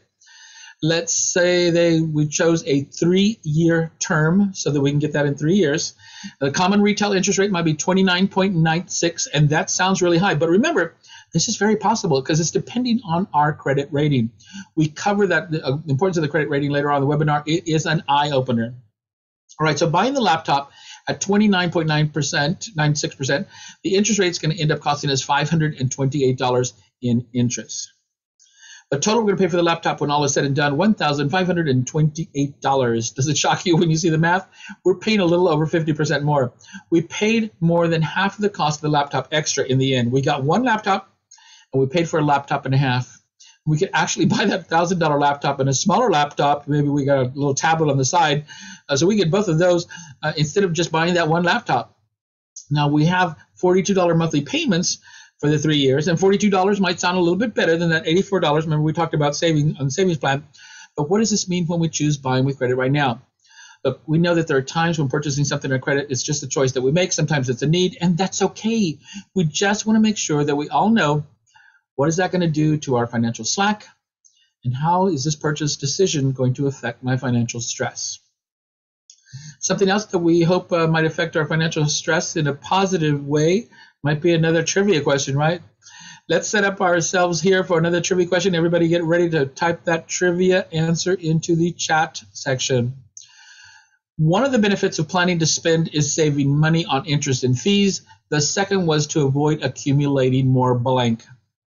Accumulating more what? One of the benefits of planning to spend is saving money and saving interest on fees. And the second was to avoid accumulating more blank. Accumulating more what? More debt. The less debt that we have, that means we might also be able to have less stress. They're always tied together.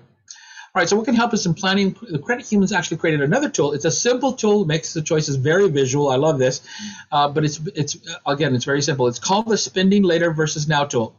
It's a triangle that's going to help us walk through the purchase decision from the purchase price to the when we want to buy it, to the how we're going to pay for it, to the total cost. We're going to test this out on our laptop purchase that we just did. And let's start with the spending later scenario. When we consider buying the laptop, we planned for a $1,000 laptop in 1 year, right? We decided that we could save for 12 months, 1 year. We created a spending plan of $84 for 12 months. So how much did we end up paying for the laptop? We still paid $1,000 for the laptop. But let's remember that laptop died scenario. This is not a drill. This is an emergency. So we bought that laptop right now, and we bought it with credit. The original cost is still $1,000 because we wanted that laptop and we used our credit. We're going to pay $42 a month for 36 months. However, the total cost is now going up by $528. We purchased the laptop and we used our credit, and this is what happens. So now, how much are we going to pay for that laptop? We're going to pay $1,528, right? $1,000 versus over $1,500. What else could we do with $528 besides save it? We've done a little bit of math for you here. When you feel safe to go, we could take our family to Six Flags for 2 days with $528. We can enjoy the rides. We could eat food that isn't healthy for us at all. We can have a great time making new memories. Let's dream about the future. We could go on a Caribbean cruise for 5 nights. So starting to save for that money, starting to save that money up, sounding better and better, right? And then, of course, like we said, we could save to create an emergency fund, maybe for a car repair, for example. Saving good, stressing bad. And I'm going to knock on wood right there because I don't want anything to happen to any of us. And you know what else we can buy for $528? A whole lot of tacos. All right, not all that money. We could spend $50 a week of tacos, and then we can eat them watching movies or doing our work on our new laptop that we saved for, and we can add $478 back to our Slack. That's what I call a great meal. Tacos hold the stress. So keep in mind, when we bought our laptop, we spent a lot of money extra on the interest, right? So what are the lenders taking into consideration when they're deciding the rate at which to lend to us? What factors are they considering? There are a few factors, and we're going to talk about some of those. There's the term. How long before the debt's going to be repaid? In the case of the new device, for instance, it was 3 years, right? We just did that example. Lenders also look at secured versus unsecured. Can the lender get back the item financed if we stop making the payments? And then also, they're going to look at our credit score. What kind of credit score do we have? You're going to see the importance of this shortly. All right, so now let's take a look at each of these factors a little bit in more detail. Again, keep in mind these numbers and scenarios are just for teaching purposes. There's the term, the length of the loan. Often interest rates are risk-based. The longer the lender incurs the risk, the higher the interest rate to us. In this example you're seeing right now, the home mortgage, let's say we get a mortgage for 30 years. It's pretty common when you go to apply for a mortgage. And the lender offers us a 15-year mortgage with a much lower interest rate because they would entice us with a shorter term. In this case, we're looking at 2.49% versus 4.99%. The lender has less risk if the loan is paid over 15 years rather than keeping it on the books for 30 years. Now keep in mind, generally the more risk to the lender, the more interest to us. And then we have secured versus unsecured. All right, you buy a car, then you stop making the payments on the car. They can get the car back. That's secured. Buy a trip to our favorite destination. Lenders can't get the trip back. This is unsecured.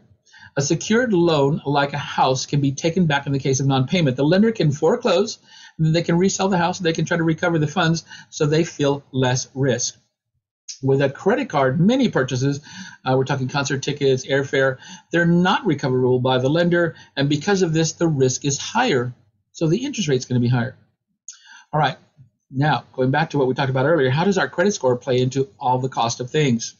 Credit scores affect the amount of the interest added to our loan. Since the credit score is actually looking at our payment history, balances owed, length and types of credit used, the lenders can adjust the interest rates according to the amount of risk that they feel you're based on. Someone's credit score is around 600, for example. They might indicate a late or non-payment history. This could be an increased perception of risk. Too much debt, not enough responsible debt. This could also result in higher interest rate, 25% in this example we're showing you.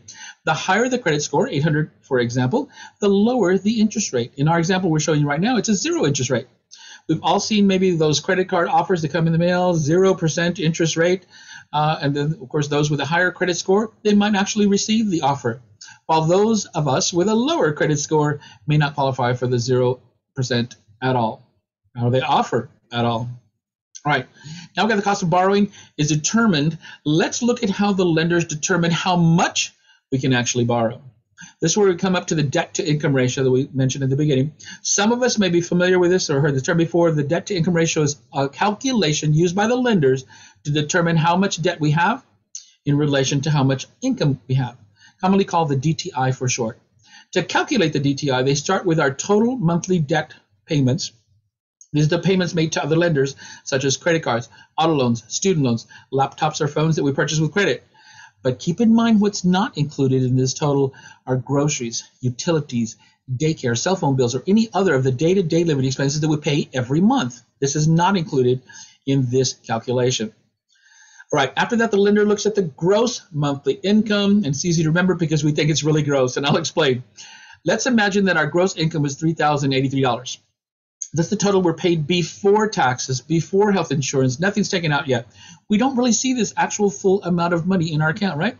Keep in mind that we're using a number that is more than we actually get deposited into our account. This is that gross monthly income. Using that number is a gross negligence on their part. Sam Ewing is quoted as saying, "I try to figure out my adjusted gross income, but no matter how I figure it out, it's still gross." We agree with that. Let's see how this is actually going to play out. When we completed our spending plan worksheet, our total debt, remember, was $395. Even though our actual expenses was $2,406, only $395 of that was real debt, or what they're considering is our debt. Remember, that's the loans and the credit cards. This is the way that lenders are looking at our history. Our gross monthly income, remember we talked about, was going to be $3,083. Again, this is about what a net income of $2,500 equates to. Again, remember, this is the gross income. All right, so the great news is, kind of sort of, not really, the great news is our DTI is only 13%. Lenders see this and they believe that we have plenty of room to borrow. FYI, lenders like to see a DTI under 36 to 40%. This is always dependent on the type of loan that we're applying for and on the lender. A much lower percentage is always going to be more appealing to them, and we usually see that for about 18% or under. All right, so we have that 13%. This looks great. We've got plenty of room to borrow according to them, so the lenders approve us, and then we can get whatever we want to purchase using credit. However, in thoughtful spending, we also look at the implications of borrowing. So what are the implications? Remember, we bought the device using credit. So let's look at our transaction and compare what the effect is on our DTI after we purchase the device. A little bit more math. All right, so before lending, we had a total monthly debt of $395. That debt divided by our income gave us a DTI of 13%. Then we added that $42 loan payment. Remember, that's the new device. Our total monthly debt went up to $437, which then moved our DTI up to 14%. So from 13 to 14%, doesn't seem that bad. It doesn't seem like it's a big increase, right? But wait. Yes, there's another but wait. There's always a but wait. Before we get into this but wait, though, we want to talk to you about the possibilities of how things might work for us when we're looking at different ways here. Oops, my bad. When we get that increase in the debt, when we're looking at the different implications of the screen that you're looking at for right now, monthly gross income of $3,083, it kills me because it's not the money that we actually see, but it's what the banks are looking at. It's what they think is the money that we earn. That's what they're using to calculate these figures on, which is, it's not true. It's not, and we're going to cover that shortly because we cover the debt to income ratio and also the ability to live and the ability to borrow are coming up. Both of those are completely different numbers. The banks will continue to loan us money as long as our the risk factor to them, the DTI, looks good to them. Again, they're not taking into consideration because all of us do need to buy the gas and pay for the car and buy the haircuts and pay for the childcare. So there's a lot of other things that we're doing that they're not taking into consideration. All they want to know is how much do you owe on the people, the lending, the borrowing money. If they took into consideration the other money, then that's where you're going to see the difference. That's where you're going to notice that, yeah, that's a big difference in the numbers. But again, the way that they make their living, and I'm not trying to talk bad about them, but the way that those numbers are calculated are completely not in our favor. They're completely in their favor, and again, it looks good. I love the fact that you could get a 13%. Yay for that. But there's always that the yin and the yang. How are we going to balance this out? I know, for instance, I personally use Credit Karma, and we'll talk about that shortly as well. Credit Karma is really good for me. It satisfies my needs. but I like the idea that it's actually taking into consideration the real DTI, not the pretend one. So it's actually taking into consideration the numbers that I need to live by, and whether you use them or somebody else, and we'll talk about that again shortly. The whole idea is that you can get notifications that say, hey, your DTI is only XYZ. And so again, I'm a very competitive person, especially with myself. That might give me the options and the inclinations to go ahead and try to get a better score. I want to get a better score. It's just like savings money. When I was young, trust me, this was not the savings guy. I remember my big joke was always that the credit people, if they were giving me credit, I figured that I could use more credit. I got my first credit card when I was in college. I didn't have a job. And I continued to collect credit cards. And I can remember my mother at one point saying, you don't even have a job. How are you getting credit? I was like, I don't know. They asked me to fill out a paper. I fill it out and they send it in and they give me a credit card. I got so much credit that I actually had a portfolio that had, I'm ashamed to say, maybe 23 or 24 credit cards in there. So that was not necessarily good. And again, for debt to income ratio, there was no income. So that was a really bad equation for me. Again, it just took me a while to realize. Thank goodness I got out of it. That's what I love about this program is that, I wish that this program would have existed when I was coming up in my financial world and I was trying to understand finances. And it doesn't mean necessarily that when I was younger, but just when I got to a certain point where I finally realized, like I said earlier, it was me that had to change. I had to figure out what was I doing wrong. And now, once I figured out what I was doing wrong and I could fix it, then I could move on from there and get a little bit better at finances until, again, challenging myself, I got better and I got better and I got better. I watched that DTI number work right. I started, and again, we're going to cover this in the credit issues later on. I had to start closing some of the credit cards so that I could get a better score later. But as I close those cards, not so good, because that's also affecting your score, and we'll show you how that works shortly. But again, the whole idea is that we're trying to present today is that there are possibilities. I'm a prime example of things where people can come out of the dark and progress. I always tell people that the good thing that's happened in my life when the bad things happened was it helped to create who I am now. It showed me the importance of savings, the importance of spending correctly and watching where I spend. I plan on a regular basis. I don't know where every single cent goes every single part of the day. Don't get me wrong. But I definitely know how much is coming in and I definitely know how much is going out. And I have the dates already. On our last break, I was thinking, oh, don't forget, you have to pay that. So I'll be paying bills when we're done with this. Don't be jealous.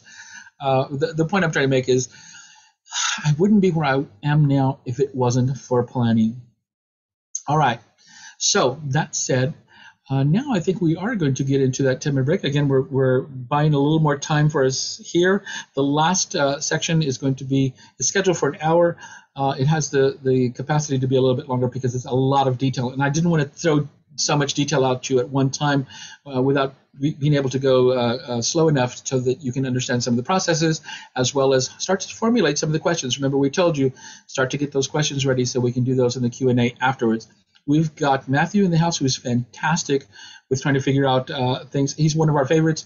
Again, when we have questions on the front line, those are the people that we go to. We go to people like Matthew at the Financial Health Centers because they're always out there. They're always helping people. They've got some great stories to share with you, some great experiences, and they are free. We'll talk more about that shortly. You guys get ready for your little break here. We'll be back shortly, and then we're going to look at see what happens to our Slack. And we're going to get deeper into that world of credit. All right, please make sure everybody's ready to set up. We're going to hit start, like I said, in about 10 minutes. Enjoy.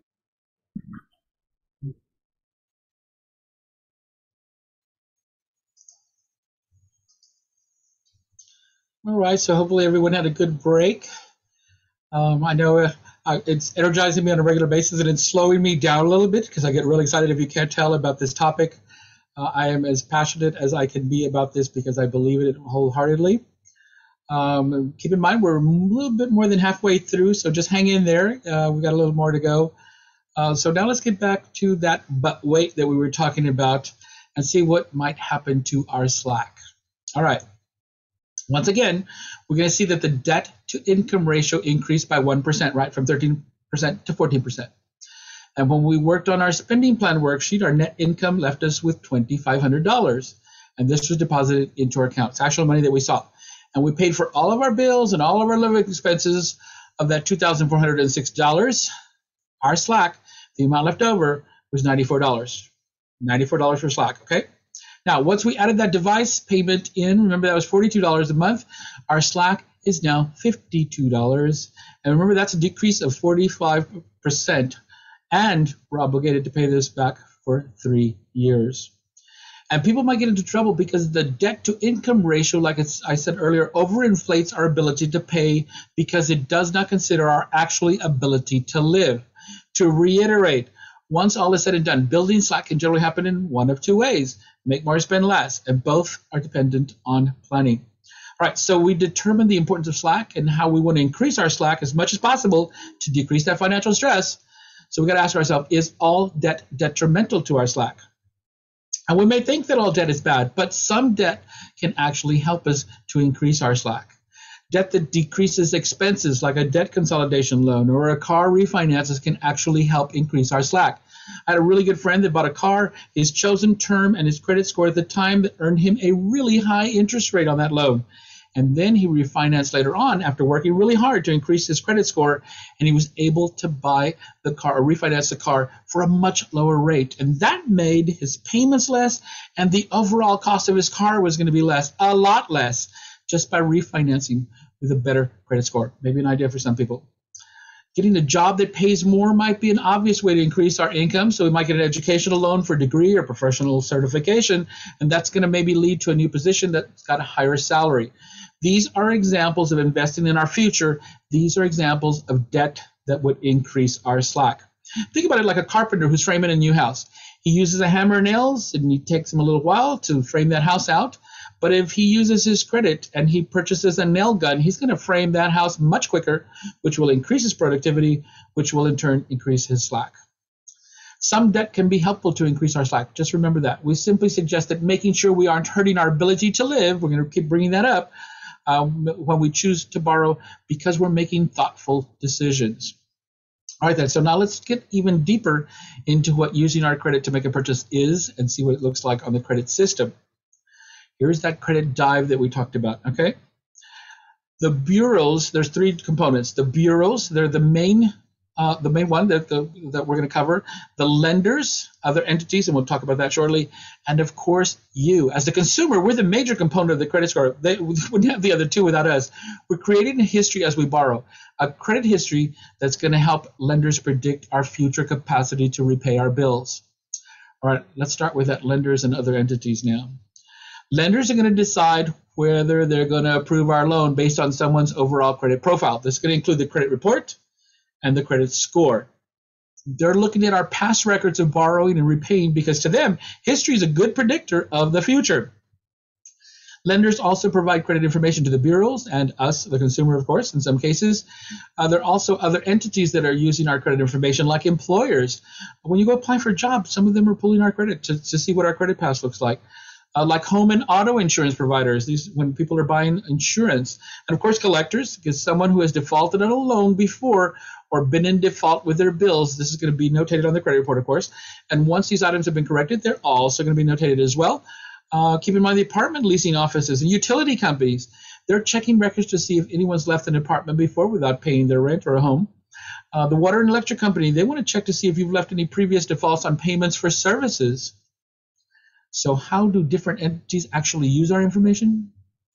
I'm going to tell you right now, all lenders generally utilize the information in different ways. Different entities placing different importance on different aspects. Most, though, are looking for derogatory remarks or patterns of non-payment and payment history. Entities are looking at who we are, how much we owe, especially in correlation to how much we make, and our history of how we pay. Are we paying on time? I'm not going to cover all of these, but I wanted to cover a few just to show you how the information is being used. We're going to start right here with the lenders. They will utilize and report our credit information. If someone applies for a loan, a lender might use that credit information to decide what the risk of level would be to them and should they proceed with a loan. They're going to report good patterns, making payments on time, keeping low balances, things along those lines, as well as less than stellar information like maybe payments are late, maybe delinquencies.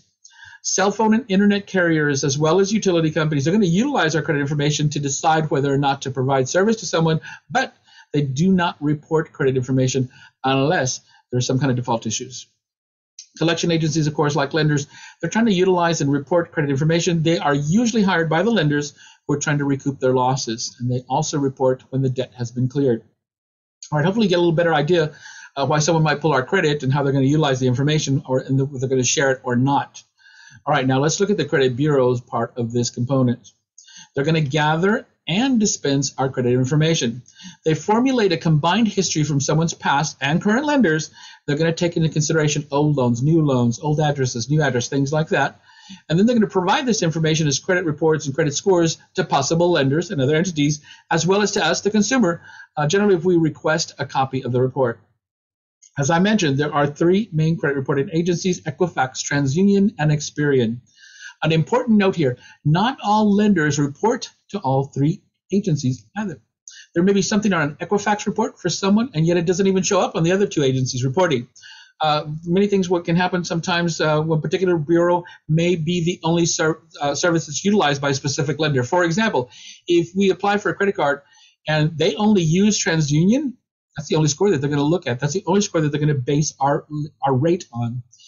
Guys, if a lender isn't giving us the best rate, shop around. Find someone that's going to utilize our better score, especially on larger items like cars and homes, because this could mean saving hundreds or thousands of dollars.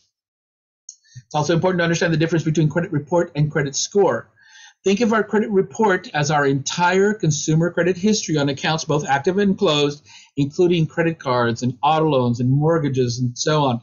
Our credit score, though, is more like a snapshot of our credit at any given moment in time.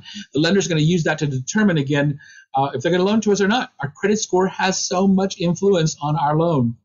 Knowing our credit score is essential for making informed decisions about our finances. Not only that, but it also gives us a good understanding of what they're looking at to decide whether the loan is or not. I'm going to dig deeper into that in our credit score shortly. All right, it's a good idea to check our credit report at least once a year. At least once a year.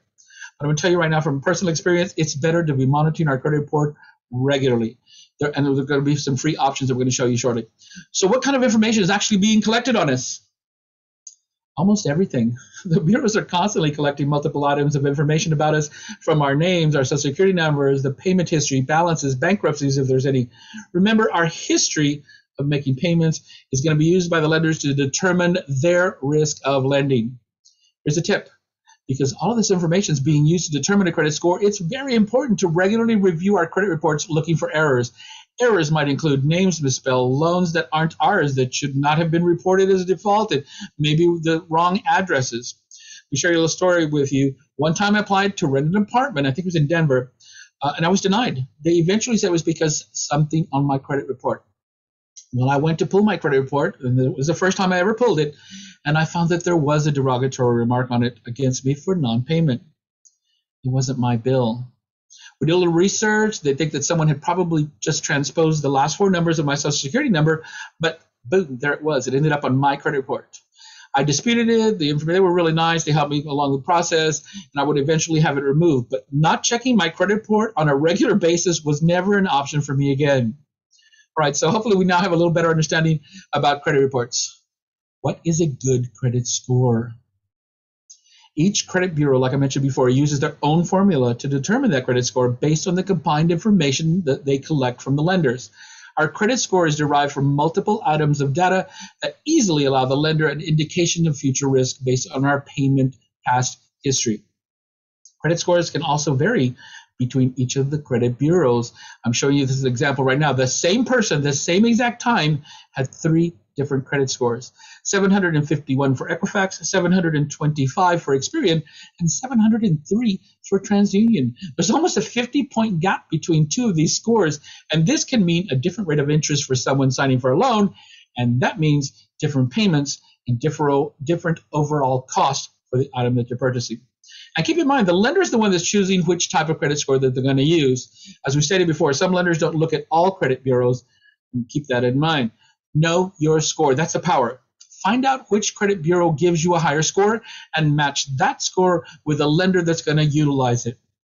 When a lender isn't giving you the best rate, continue looking around. Again, save yourself a lot of money. Most of us shop for the best price for all other items, right? For shoes, for groceries, for cell phones. We're always looking for better deals. But on these larger purchases, many times we just take that first offer that someone shines in front of us. Credit specialist Tyler Gregory said, if you don't take good care of your credit, then your credit will not take good care of you. I can tell you again from my personal experience, I was shopping one time for a car. I had a lender offer me a horrible interest rate. I told him that I worked really hard on my score and that I deserved a better rate. I literally told him that, knowing my score was power. And let me tell you, they were determined that they weren't going to give me a better rate. They would not budge. So I left. Let me tell you, I went down the street and I got a much better deal at another dealer with a rate I had earned. That was the power of knowing my score. All right, guys, so we determined what a credit score is, and we know that it's all important. What's actually in a credit score? How does it break down? This sample that we're showing you here is a FICO score breakdown. We're going to go into this in depth in just a minute. FICO is the data analytical company that's focused on credit scoring. A FICO score is a measure of consumer credit risk. That's what the lender is looking at. There are different ways that we can calculate our credit scores. FICO is the most common. That's why we're using it here today. Lenders are basically using these credit scores to try and predict the future. Will this person I'm lending money to pay me back? Now keep in mind, our credit score not only affects our ability to borrow, but also at what rate of interest that we're going to pay, which is affecting our payments. We'll take a closer look at that in just a second. So let's start with that first one, the payment history. Let's see how this might affect our credit score. A person's payment history is going to account for 35%. That's 35% is the credit score. That's the biggest factor percentage in our credit score, and that's why it's so important to make paying bills on time whenever possible every month. If a credit report indicates that someone paid bills late, maybe they had an account referred to collections, maybe they had a foreclosure, it's going to likely affect our credit score negatively. In the same way that if someone's credit report shows a history of paying on time, they haven't been reported to collections, that credit score is going to reflect in a positive light. Here's another quick tip. Pay bills on time. It's actually going to help raise our credit score. Another idea, instead of making one big payment at the end of the month, assuming our payments due at the end of the month, maybe we try splitting it up into 2 smaller payments every 2 weeks. So again, as long as they're both made before the due date. This is going to help us sneak in a few extra payments each year that we're not even going to feel. We could save money on interest charges. Yay for that. We can have that extra payments can help us pay down our principal balance faster, which in turn will lower our account balances, which in turn will increase our credit utilization ratio to a better number, which can raise our credit scores. Again, these are just ideas. What we want is for everyone to think about different options that can maybe help us think outside that money box. Jefferson said, if you want something you've never had, then you must be willing to do something you've never done. Look for inspiration. Be inspired. Inspire others. All right. So now let's look at that next percentage. What about our balances owed? Balances owed attribute for 30% to our credit score. Also very important. It's the second biggest number in our score. Is our credit maxed out? How many scoring systems evaluate the amount of money that we have compared to the credit limits that we have? The lenders are comparing actual credit being used and utilized to the available credit that we have, that we were given, our credit utilization, if you will. If the amount owed stays consistently close to the credit limit, it's more than likely to have a negative effect on our credit score. The perception is that if we have a higher balance, we might find it a little more difficult to afford keeping up with the payments, and this could maybe even indicate being overextended. High utilization lowers our credit score and signals possibly to the prospective lender an increased risk of falling behind on those payments. Let's use a couple examples. If someone has a $1,000 limit and they're at $989 all the time, or maybe even maxed out, this will not be good in our favor as someone who carries a low balance, let's say $30 or $40 on that $1,000 limit. The FICO score looks at our credit utilization in 2 parts. First, it scores the credit utilization for each of our credit cards separately. Then it calculates our overall credit utilization, that is the total of all of our credit card balances compared to our total credit limits. And a higher credit utilization in either category can hurt our credit score. Another tip, keep balances low in comparison to available credit limits. It took me a while to understand, like I said earlier, that the lender gave me a $500 credit limit. They weren't telling me go out and spend $500. I just had to get that in my head. Know what we owe, and I can't say this enough. I want to put that on a t-shirt one day. We always talk about the power of being aware. Maybe we get all of our bills together and we come up with a plan maybe to lower our balances or even pay them off. There's the snowball method. This includes paying off the lowest balances first. That kind of snowballs. Then there's the avalanche method, and that focuses on paying off the bills with the highest interest rates first. So you're saving money that way as well. Maybe we have too many credit cards. Maybe we could consider consolidating them together into one balance transfer card, of course, with a lower interest rate if possible, or maybe a personal loan with a low interest rate.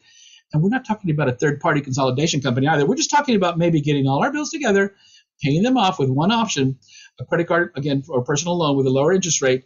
And this is going to make it not only easier to manage our monthly payments, but we're actually going to save money. I did this on a personal basis. I did I was looking one day at my interest rates, and I actually had a little chart. This is who I am. I had a little chart of my interest rates, and I thought, wow, I am really paying some high interest on some of these cards. So I took out a personal loan. Thank goodness for where I work, right? So I had first information about a good loan that came up. The personal loan interest rate was so much lower than my credit card payments. When I paid off 5 cards. When I paid off those 5 cards, they weren't big numbers, but when I paid off those 5 cards, of course, what did that do to my credit score? My credit score went up because it looked really good that I paid off 5. Took out 1, took a little hit to go down. But the first time I was doing my bills, I thought, where did this extra money come from? How in the heck did I end up with all this money? So I did a little math, did a little digging, and I found out, you know why I have that extra money? Because I was saving that much money from the new way I formulated my payments. I was saving money on all that interest rate that I was paying on those cards, and now I was able to have a little extra money again in my Slack. Again, just ideas. All 3 of these strategies can help us out. We're going to pay off our credit card debt more quickly. We can lower our credit utilization ratio, and guess what that does again?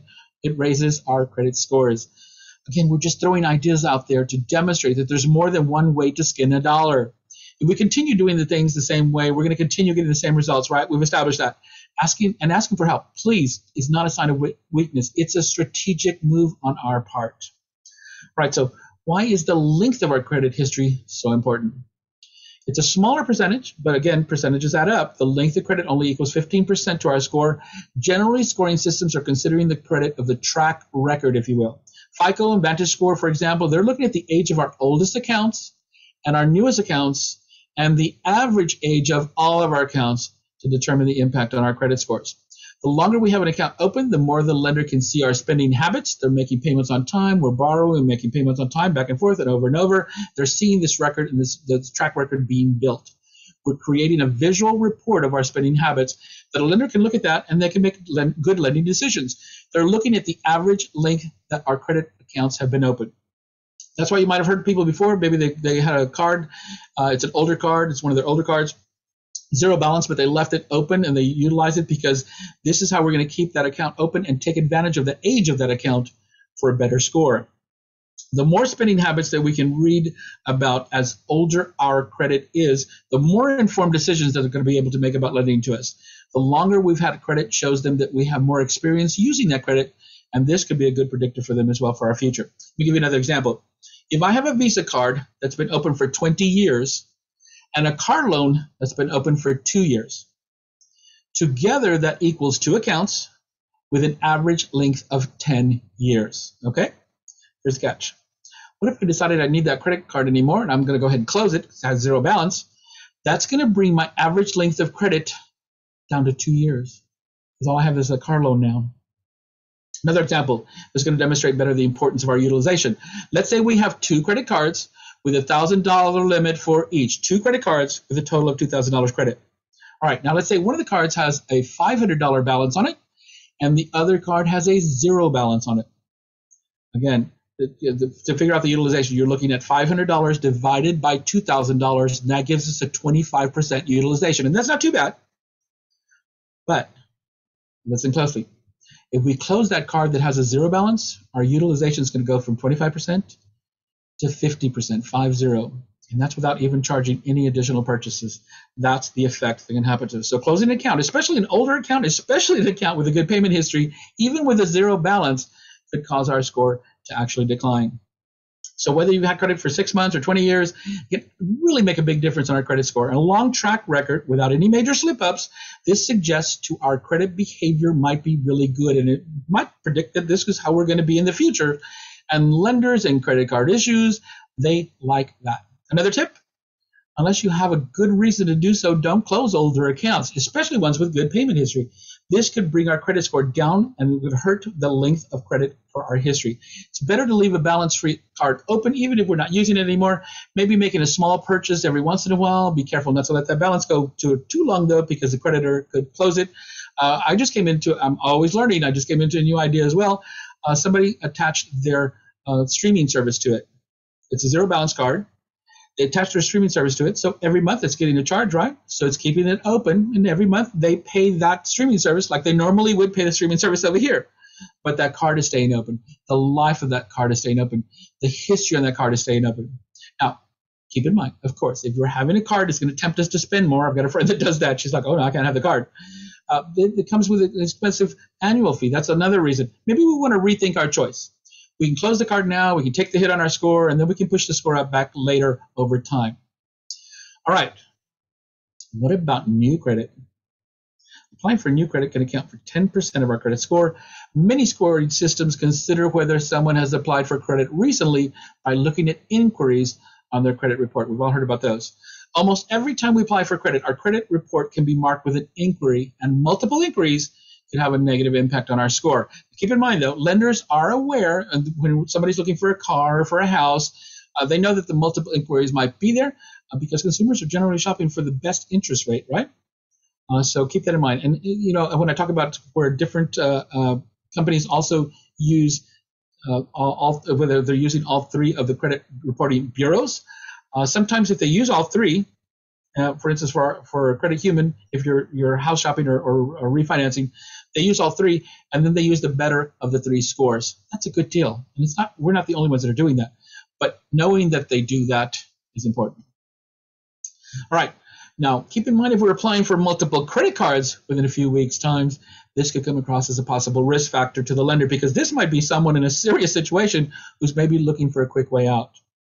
Again, but keep in mind, this could also be someone who maybe just wants a little extra credit for an upcoming vacation that they're planning as soon as we start to travel again. Keep in mind also, inquiries can last for up to 2 years on our reports, but generally, lenders are only factoring the last 12 months. Good tip? Only apply for credit when we truly need it. And then lastly, what are the types of credit? How does that figure out into our overall score? Having different types of credit looks good on our credit report, as well as it can actually influence the more positive score.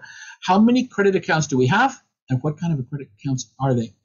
Although it's generally considered a plus to have established credit accounts, too many of one type of credit account might have a negative effect on our credit score. Being diversified, having more than one type of credit, this could be very helpful for our credit score. Credit cards, auto loans, student loans, etc., things like that. Generally, a better score, that person's going to have a better score than someone who only has one type of credit, say, for instance, only credit cards. The more examples of how well we handle credit, the more interested lenders might be in us. Now, again, I got to tell you, understand this. It's not a good idea to take out a loan that we don't need just for the sake of adding to our credit mix. That could come later on in your life. All right, further little breakdown here. Types of credit. This is going to include that secured versus unsecured that we talked about. Remember, we talked about that just before the last break. The lender could possibly recoup their initial, remember, for the unsecured. Non-revolving, here's the difference in these two. Non-revolving credit is a line of credit that we take up that's going to be set on a monthly payment with a set payoff date with a set dollar amount to start. The repayment agreement means that the balance is going to go down each month until it's repaid in full. The examples that we're showing you here are the house or the signature loan.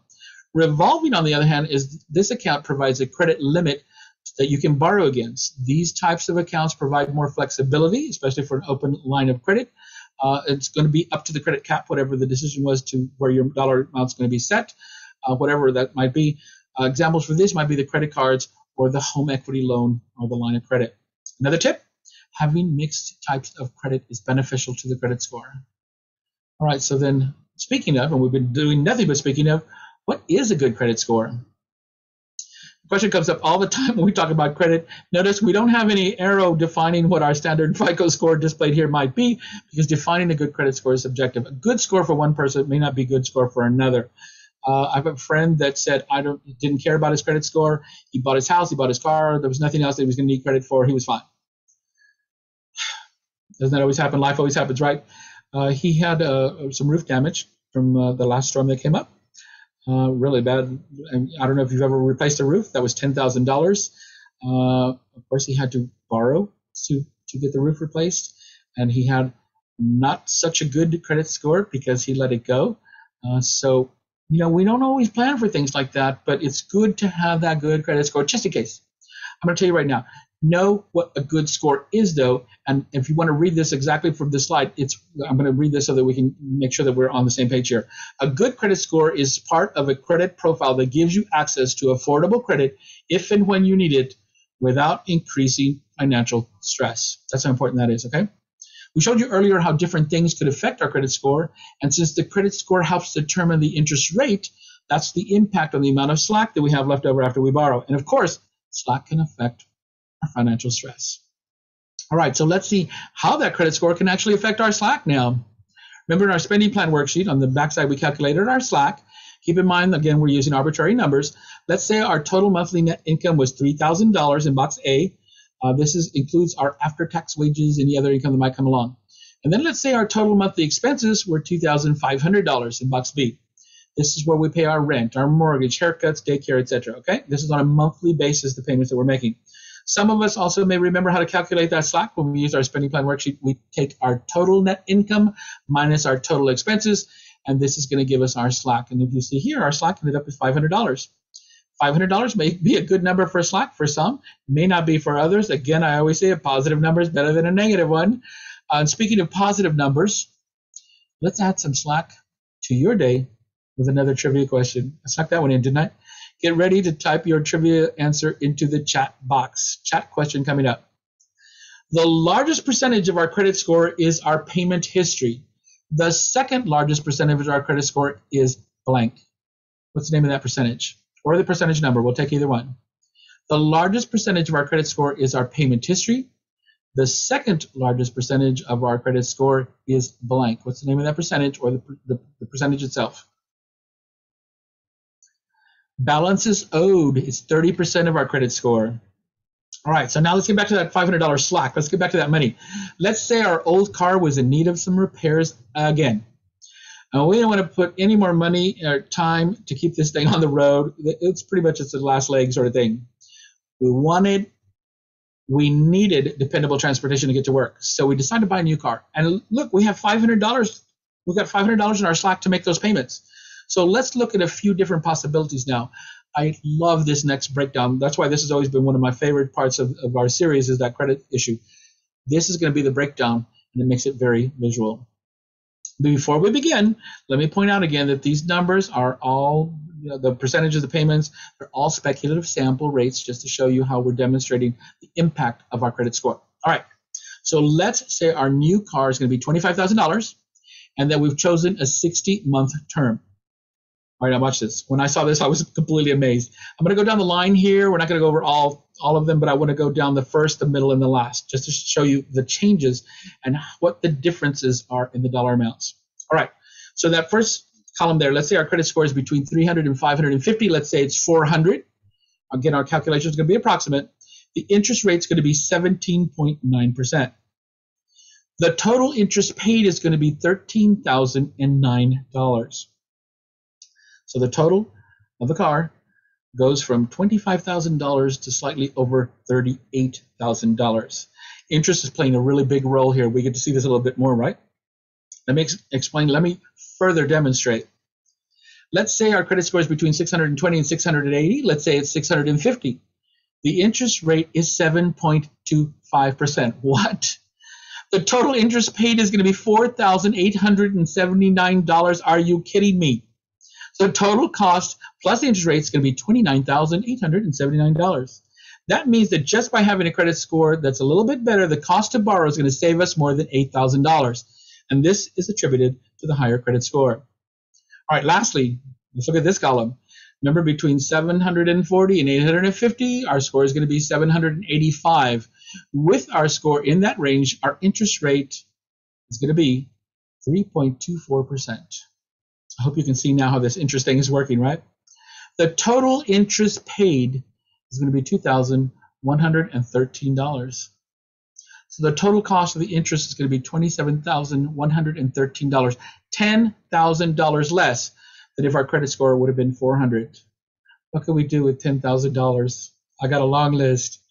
All right, so our credit score can determine our interest rates, which of course can determine how much our payments are, not to mention the overall cost of our purchase.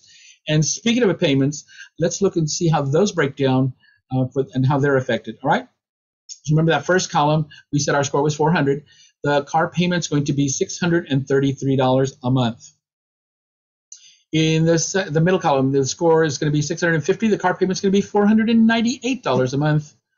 And then lastly, if the credit score was 785, the car payment's going to be $452 per month. So a higher credit score means a lower car payments, a lower overall cost of the car. That right there is the difference of $181, and that's per month. Now remember, our slack was $500, right? So when we decided to buy the new car. So we're right under the funds that we need to buy that new car that we can dedicate, right? Hopefully, we've got a little better idea of how that credit score actually affects our payments. Now let's see how it actually affects our slack. All right, so the credit score is 400. The impact on the slack, this person's already looking for $133 just in order to make the car payment, and obviously they have $0 in their slack. The second credit score is 650. There is $2 left in their slack. You've got to think to yourself, how does this person feel just having $2 left in their slack? Although, again, to repeat, I still think a positive number, even though it's only $2, is better than a negative number. But this $2 may not be a comfort zone for some of us. All right, but watch this. The credit score was 785.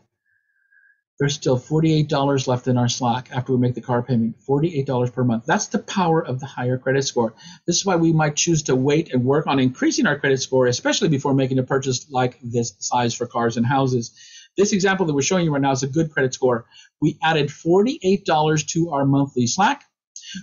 Our monthly payment was $181 less, and we saved $10,896 on the overall cost of the car. Only one word comes to mind. Wow. This is a great chart that demonstrates the impact of the credit score and how this is going to be affecting, of course, our financial slack. It's a very visual way for people to look at, to choose to work different ways of increasing their credit scores before we borrow. So, that said, maybe for now we can repair our car again, one more time, right? And then we start saving up and we're building up our slack. And then while we're building that slack, we could work at increasing our credit score. And then we could buy that later. This lesson is going to be much more efficient for our financial stress. We can take that off the table, and less stress is always better. Author Thomas S. Monson said, "You can't direct the wind, but you can adjust the sails." And sometimes we just need to adjust ourselves a little bit just to accommodate an unexpected wind. If necessary, like we said before, we might want to monitor and adjust our spending to increase our slack, especially when our credit score may be less than what we'd hoped for. Again, like we said before, we want to alter a few of our spending habits sometimes. And remember, we're not talking about giving anything up. Remember, we mentioned that before. We're talking about just making thoughtful choices. And as always, remember, the credit score helps determine the impact on our slack and our financial stress. All right, so we mentioned the importance of being aware. We need to start by being aware. Knowledge becomes power only when we put it to use. Know what we owe. Use it in our favor, especially so that to find out where we stand in the credit world. Where can we get our credit reports? Where can we get that? First, a reminder that to review our credit report and credit score as often as possible. Don't be like me. Like I said, don't wait until you actually need it and then be surprised. Again, I told you I personally use Credit Karma. It just helps me keep aware. It's not the end all. If it fits your particular needs, then by all means. If it doesn't have to be Credit Karma, like I said, if you have one, already have another one that you prefer, use that one. But recommended for sure, make sure you're looking on a regular basis, because we recommend finding something that will keep us informed and aware of our finances on a regular basis. This is a listing we're sharing you right now. These are places that we find our scores and reports, so we can find one that fits our needs specifically. We're going to include this document in your follow-up email, so you'll get a chance to look at this later. Mental note, special note for that last one on the document here, USA.gov. This one is one in the listing in particular has a lot of other information, other resources. We really like that one a lot. All right, and we're also calling out, of course, annualcreditreport.com. In particular, because everyone's entitled to one free credit report per year. Again, I would suggest not waiting for someone who needs that credit report to request one. You can also, it's basically you have to kind of create an account for all three. They don't work together, but you can just create a quick account. It doesn't do anything else. It's not anything major. All it does is it allows you to have access to a free credit report once a year. All right. Please read the fine print when you're considering the possibility of utilizing one of these services. Give these change on a regular basis. Be aware of any free credit information offer that says, give us your payment information. This is a big red flag. Also, guys, keep in mind that the list is updated regularly, like I said, but changes might have happened after our last update. Using a credit report to monitor our financial standing is just a part of how we might maintain our financial health. Knowing our balances owed, balances paid, balances saved, and balances spent. That knowledge is going to be what's going to help us to build awareness. Knowledge can actually save us money. Today, we're sharing a few of these ideas that can empower you. Now, let's look at and review a few of the planning tool options. We have a spending plan worksheet, as we've demonstrated earlier. We also have our e-money manager, and then we also offer our financial health centers. So let's take a look at each of these a little closer. First, the spending plan worksheet. As we showed you earlier, this allows you to track your finances. We can log our expenses, money we spend. We can log our income, money that we earn. We can adjust if we need to, like we showed you earlier. And FYI, you can use this, like I said, any bank or credit union that you use. It doesn't matter. It's universal. If you go to our website, it is actually doing all the math for you. I love that. So you can just punch in your numbers. It doesn't save it. It just punches in your numbers. You can print it. If you'd like one of those links, we're going to send it also in the document afterwards so you can see it. I would love it if we've had people do this. They take the document and then they sit their mother down or their brother down or their cousin down, and they're be an advocate. It's really wonderful. And again, it's an eye opener when you realize how much you're spending maybe in one area or another. E-money manager, this is very specific to credit union members. If you don't bank again with us, if you don't bank with us, that's fine. Check with your financial institution, see if they might offer something similar. This is going to keep our day-to-day tracking on our dashboard. Great way to help us on track for planning, saving, reaching our goals, and my favorite part, for spending as well. The Great Analyzer tool shows us the percentages of use from our set parameters. If you notice here, the spending shows $96 for groceries. They're doing pretty good on the spending.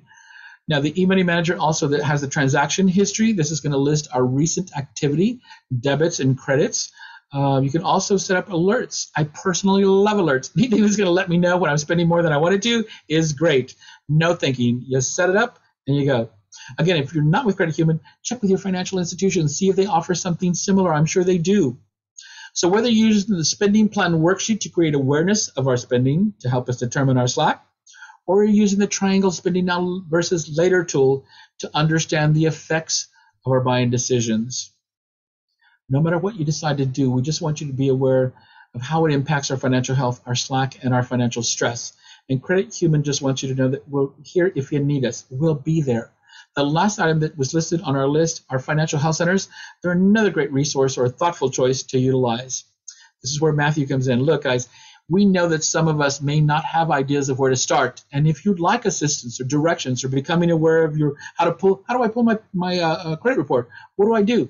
If you don't know where to start or you're looking for the next step, maybe the financial health centers might be what you're looking for. We know that sometimes we might want a workout buddy, if you will. We can appreciate that one-on-one guided support. I know I can. Partner to help maybe drive our focus and to be there along the way. Whether we need or we just want financial health, this guidance is available at these locations, and it can be very helpful. Our traditional branches, they're going to deal with standard transactions, money in, money out, cashing checks, things along those lines. Our financial health centers can take care of these items as well, but with an added benefit. They also have time to focus on us and our specific needs. Look, we don't want you to think that you have to utilize our financial health centers. It's just a free resource that's available to everyone who wants to utilize the option. And you don't have to be stressing about finances either to visit with them. Maybe you just want to plan for the future. We will have birthdays again and vacations again, and retirements come, and they will be coming. They're coming, and preparing for them is what's going to take the surprise factor out for us. And we don't even care if you're a member or not. We can't emphasize that enough. You don't even have to be a member. Anyone can walk into a financial health center and talk to someone about buying a car, getting out of debt, retirement, saving for the future. Whatever your financial needs might be, they're there to talk to. That's how important we think it is to help other people. We don't even care if you're a member or not. These resources and the different ways that we can utilize them, that's what's going to help create awareness. And the more aware that we can be about our financial goals, the better our chances are at reaching them, no matter what they are.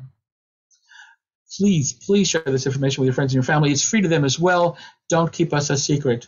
Just keep in mind that the different locations on our website, remember the standard branches are not like financial health centers, so if you want that specific one-on-one help, member or not, please consider visiting one of our financial health centers. And today at our webinar, as a special thank you for attending, we're also offering to fund the initial deposit requirements if you'd like to open a savings or a savings and a checking account. Remember, this could be your set it and forget it account, off to the side, forget it and don't think about it, out of sight, out of mind, right? We're going to share a bit.ly with you shortly for that. We can't say this enough. If Credit Human isn't your credit union, that's okay. Consider your bank or your credit union. They may offer some sort of program that can help you with planning. Today with us, if you enroll, we're going to waive any required deposits. We're going to fund the account for you free. Remember, that's my favorite price.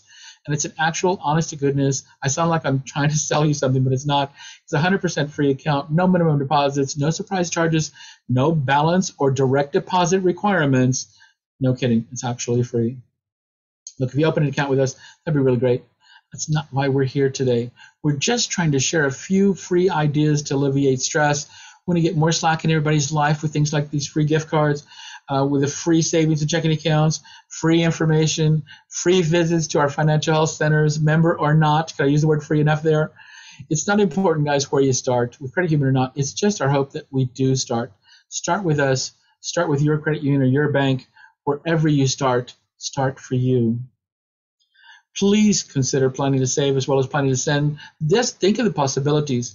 Together we can overcome anything. St. Francis of Assisi said, start by doing what's necessary, then do what's possible. And suddenly you're going to be doing the impossible. And Credit Union believes that it is possible to build up that slack and to tear down that stress. Guys, we can't thank you enough for sharing your time with us today. As always, we hope everybody leaves today with a little bit of information, maybe some encouragement, and hopefully a few ideas. This is that bit.ly that we talked about creating for the electronic survey Rate Credit Human. No registration or enrollment necessary. You just type this into your browser box and hit enter. We're sharing the bit.ly link right now in the comments bar with you. If you want to click on that to complete the survey, it just takes a few minutes.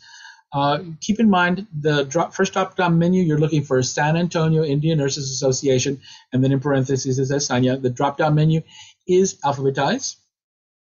Guys, this is so important to us. Your feedback is so valued. It's what we use to design future programs, so please make your voice count. When assigning points, we're going to select 1 through 5, with 5 being the highest rating. We're going to give you a few minutes here before we're continuing.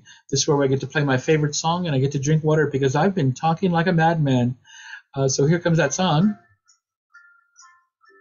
Sing along if you know it. Dance if you want to.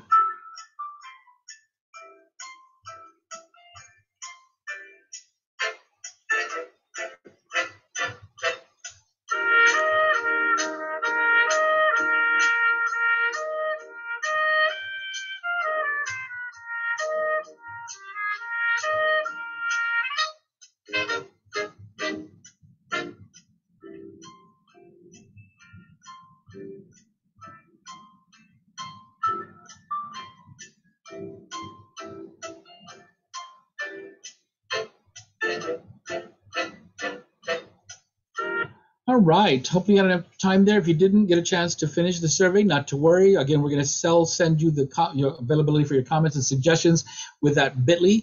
We'll send you in the follow-up email. The second bit.ly we're showing you here, the Join Credit Human. This is where we're allowing you to become a member with us with no deposit requirements. We call the sign-up process 1, 2, 3 because it's just that easy. If you use this link, there's no promo code necessary. The account's going to be funded for you. What's my favorite? Free. It's all free. If you have any issues signing up, please reach out to us. Sometimes people it's very hard to tell sometimes if you actually open the account. Feel free to reach out to us. We've had people do this before to say, did my account open? And then we can let you know yes or no what happened. Currently, we may know, guys, at least one person that might be struggling, or maybe they just simply need to know, can I get a helping hand because I need to know how to get to the next step. Please let them know about our free financial health centers, again, member or not. Before we end our webinar, we want to let you know that we think so highly of your association and all the work that you do. Your commitment to caring, compassion, ethical values, and exceptional healthcare practices are commendable. Thank you all for everything you do. It's amazing work that you do, and we send all our well wishes for your cause. These webinars, what we do is our commitment to providing services and resources. We're trying to make savings and thoughtful spending maybe a little more natural part of everybody's life. I want to thank you so much for your time. If you have any questions, Coming up on that now, there's Q&A time, so get ready for that. Hopefully, otherwise, you'll enjoy the rest of your Saturday. Try to stay hydrated because it's going to get really hot. All right, we're going to open up to the Q&A now. I'm going to release my screen so Barbara can come back.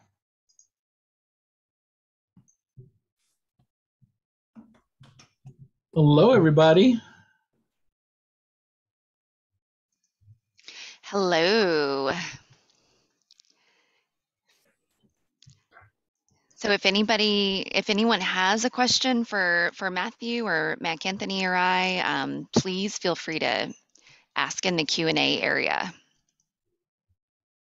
Looks like we might have a raised hand. Is that correct? Mm,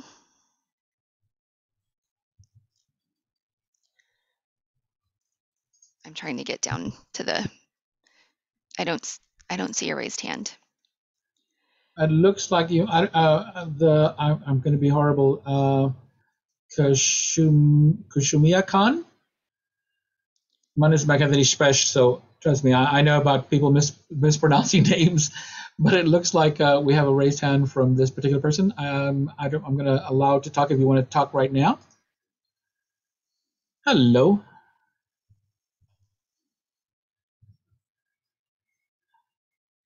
Are we there? All right, maybe it was a hello.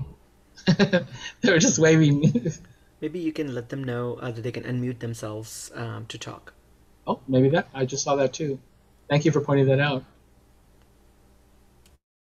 I just asked you to unmute, so let's see what happens here.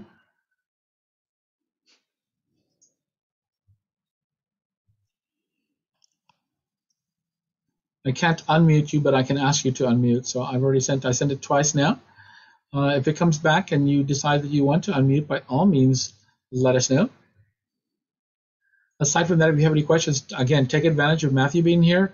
There's some great stories. I'd love it if you could go to our website and you could see some of the stories that are presented there. We've helped many people, and I'm so proud to say that. I've worked for banks and I've worked for credit unions that started to think like banks. A big reason that I love where I'm at right now because we think like a credit union, which is all about helping people. So it's really important to stay that way. I know that Matthew, he's on the front line, so he's getting to see. He's the one who's actually helping these people. I don't know, Matthew, if you want to share anything with us.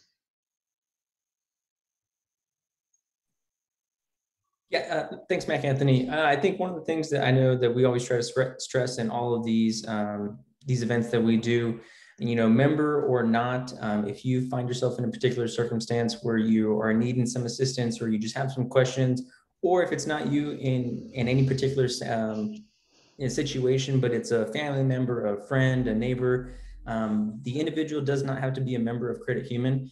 We offer our services at the financial health centers to members and non-members alike. We're just trying to help you guys plan to save better and kind of put some money away for your future.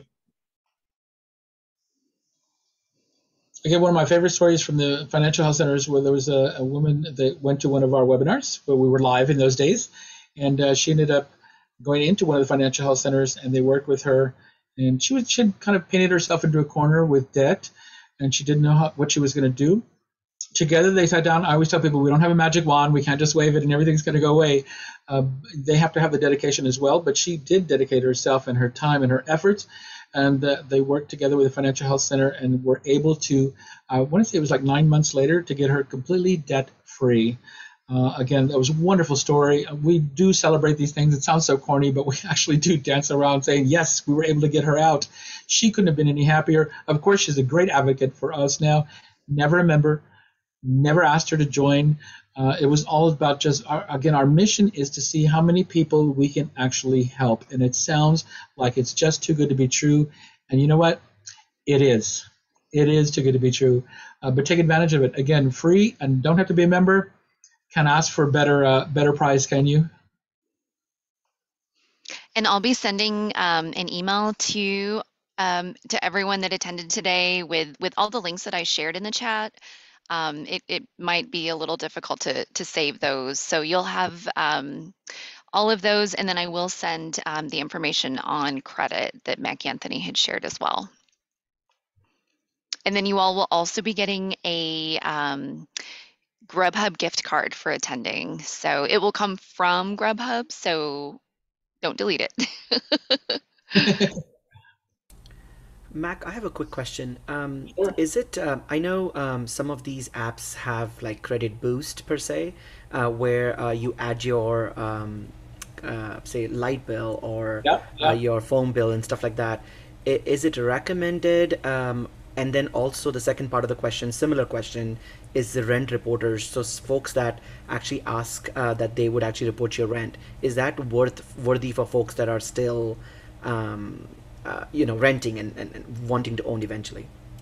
Let me start on the first part of that question. On a personal basis, I can tell you this because I did look into it. Um, in particular, there's one that's called a Boost from Equifax. I think it's Equifax. Uh, Experian, it's because I did it. Experian. Mhm. Experience, and we will tell your story in a second. It really does work. It really does boost your score. But like I said earlier, not everybody uses that particular credit bureau. So if where you go apply for a loan, they don't use Experian, it's not going to be anything for you.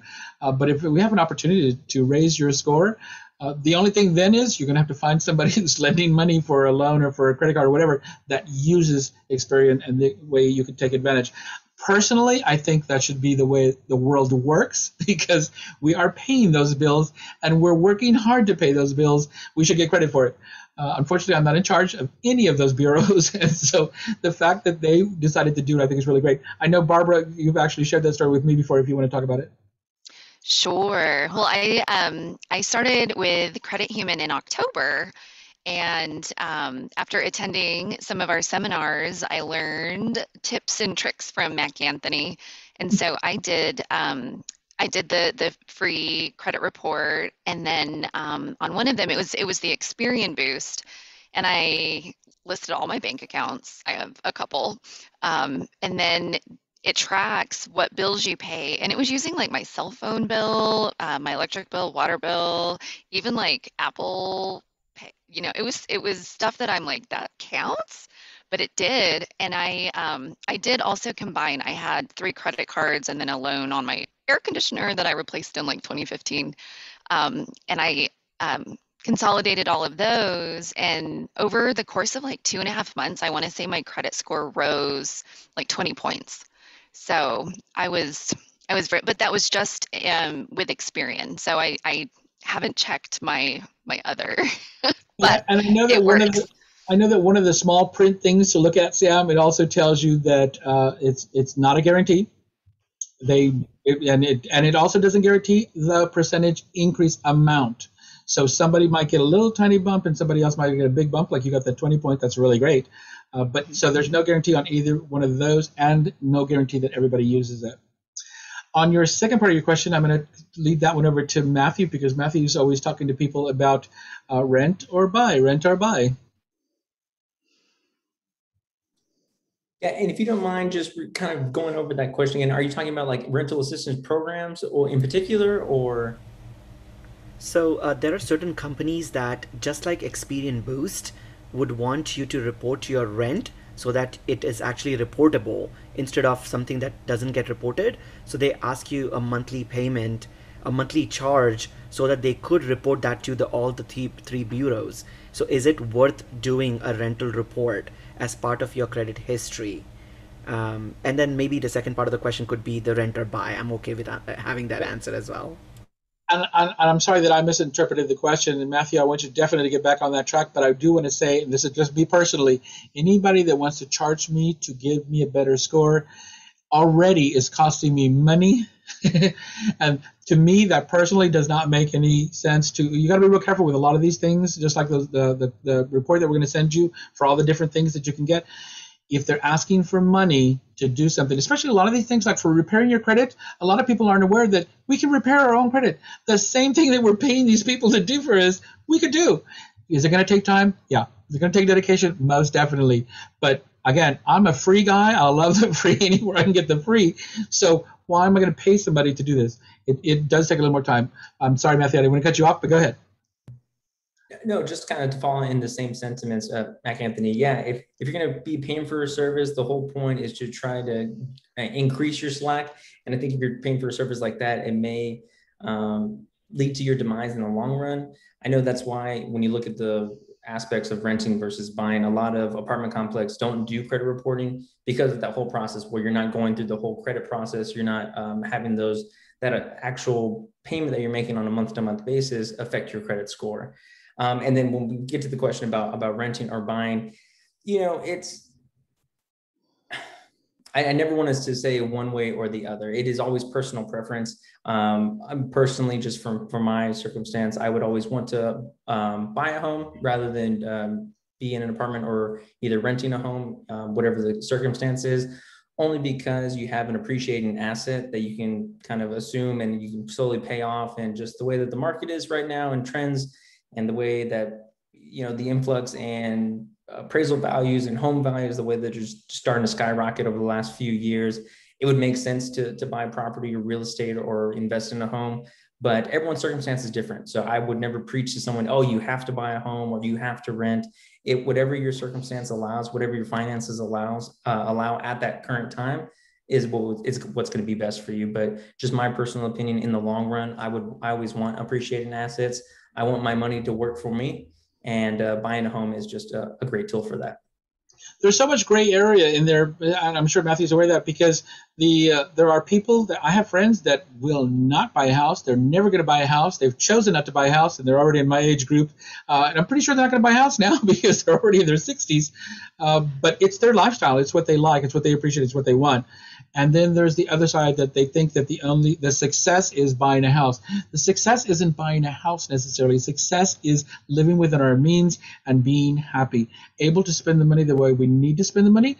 Not, again, we preach not to give things up, but to maybe make a couple of thoughtful choices. I know when we send people to the financial health centers, the big thing to remember is there's so much gray area. But if you give them the opportunity and you sit down and you talk to them, or they do it virtually as well if somebody's interested in that, talk to them. They need to know everything about what are your goals? What are you looking for? That's where you start. And then they're going to build from that. And they're going to figure out. We've had people that come in with a stack full of bills in one hand and a stack full of statements in the other and said, help me, I need a budget.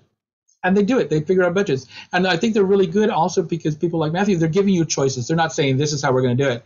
They're saying we could do it this way or we can do it this way. Just like we talked earlier about the snowball method or the avalanche method, there's different choices. Whatever works best for you. Some people can attack with heavy money right away. Some people need to make smaller payments, more adjustments. But as long as we're planning, and hopefully just by being here today, everybody's already starting to think about some ideas of ways that they could think that signing up my blank cards, my zero balance cards to my streaming service was genius. Wasn't my idea. But I love that because I'm keeping that. I had it on my calendar so that I had to know every 2 months, every 3 months I had to buy something. I'm not kidding you. I bought a bag of one of those big bags of chips, the little bags of chips, assorted, just to get a purchase on the card. I'm not doing that anymore. Now I just go ahead and hook it up so my streaming service is paying for it. But there's hopefully a lot of ideas that we shared with you today. Sometimes one idea sparks another idea, but you have to give the Financial Health Center the opportunity. Again, we've been asked questions on a multitude of different webinars that we've done, and there's no definitive answer that we can give you because we can say this is basically what it is or basically how it works, but then it's all going to depend on your circumstances and your needs, your desire, and where you want to go. Absolutely. One more question that's coming in my mind. Sorry, Please. Barbara, I think you were saying something. I apologize. No, I was just going to ask Matthew to share your contact information in the chat. If you could. Thank you. Another question that's coming to my mind also with and again, it probably not is a generational thing, but I'm hearing more and more the younger population investing in crypto and stocks. Any comments from that end for the viewers and folks that are going to be listening to this eventually? Anything that you want to share that we need to be careful, maybe a yay or nay or stuff like that? Matthew, I saw you already laughing. You want to take this one? Yes. So my background actually is in finance and financial advising. So I used to do a lot of stocks, investments, all that kind of stuff. And with the whole crypto craze that's going on right now, I probably get this question maybe about 5 times a week from people that come in. And even if they're just getting their debit card or they're getting a cashier's check or we're doing financial health planning, there's always that question like, hey, what do you think about crypto? And because, honestly, even the people who are in crypto are asking people about crypto because it's this phenomenon that and such a gray area. I would say if you want to invest in crypto, or if you want to do your own type of investments, brokerage accounts, if you want to get into stocks, mutual funds, things like that, go ahead and do it. I would set a limit on it. Just when we create a spending plan worksheet and you set money aside for your entertainment and your dining out, your expenses that are not really your month to month living expenses, I would tell people to set a monthly amount for yourself, whether that's it, hey, you know what, I want to save for a new car, or I want to invest, or I want to get into crypto, whatever the case is, and whatever kind of your heart fancies. I would just limit it, and do your homework, do research on it. One of the things that I can tell with, and I myself, I have a little bit of crypto and I've done a lot of research on it, kind of seeing where the market is and things like that. And I do have several brokerage accounts. My one thing to anyone would be diversify. Don't put all your eggs in one basket, kind of look at different market trends. If anyone has more questions on that, I have a few different publications that I follow and some really good writers, both in the crypto side and on the market side, that I can introduce you to, and that some blogs and internet readings that I kind of follow. But aside from that, it's just luck, like the whole AMC, GameStop, and people kind of shorting some stocks to get up, and Dogecoin, and everything that's been going on in the last 6 months, with whether it's in the market or in crypto. It's really just been a gamble. No analyst, I don't care what any analyst said, has been able to predict what's happened over the last 6 months. So just be careful, limit yourself, set a certain amount, don't go over that amount, because I know it gets very addicting. It's very much like gambling. When you see a stock hit, or when your crypto comes back, or when it jumps up, it only makes you want to invest more and add more to it. But you just got to stay disciplined and know that, okay, you know what, my monthly goal is $100, $50, $200, whatever it is. And that's what your monthly goal is at. Don't overindulge in that. And it's all about planning. Planning is so important. One of the big things, I remember an old expression I learned a long time ago in investing that said, don't invest any more than you're willing to lose. And I think once you think about it that way, that is almost exactly what Matthew's talking about. It's got to be, not that it's necessarily extra income or money you don't care about. We care about every cent we have, right? But it's important not to overinvest. It's important not to get caught up in that, because it is very much like, it's like I have a friend that says, I won this on eBay. It's like, you didn't win it. You paid the most for it. It's like, it wasn't a gamble. It wasn't a contest. Why are you all excited about winning this? It's like, you know who won? The person that was selling it. That's who won. Look how much I saved, but also look how much I spent. That was my Yes. father's big joke about when my mother would say, but it was on sale and I saved X amount of dollars. And he would say, well, if you wouldn't have bought it at all, think about how much the X amount of dollars would have been. We all have different needs. We all have different comfort zones. And, that's what makes the world a beautiful place. But I think it's really great and important. You're not talking to us, as financial health centers. Again, it's just a free option. Talk to your credit union or your bank.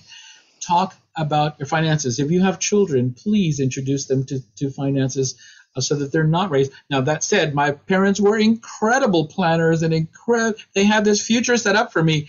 And the second I got that first charge card, I was off to the races. I never looked back until I got myself into a very big hole. So it's not necessarily because the parents are going to be really good that you're going to be really good.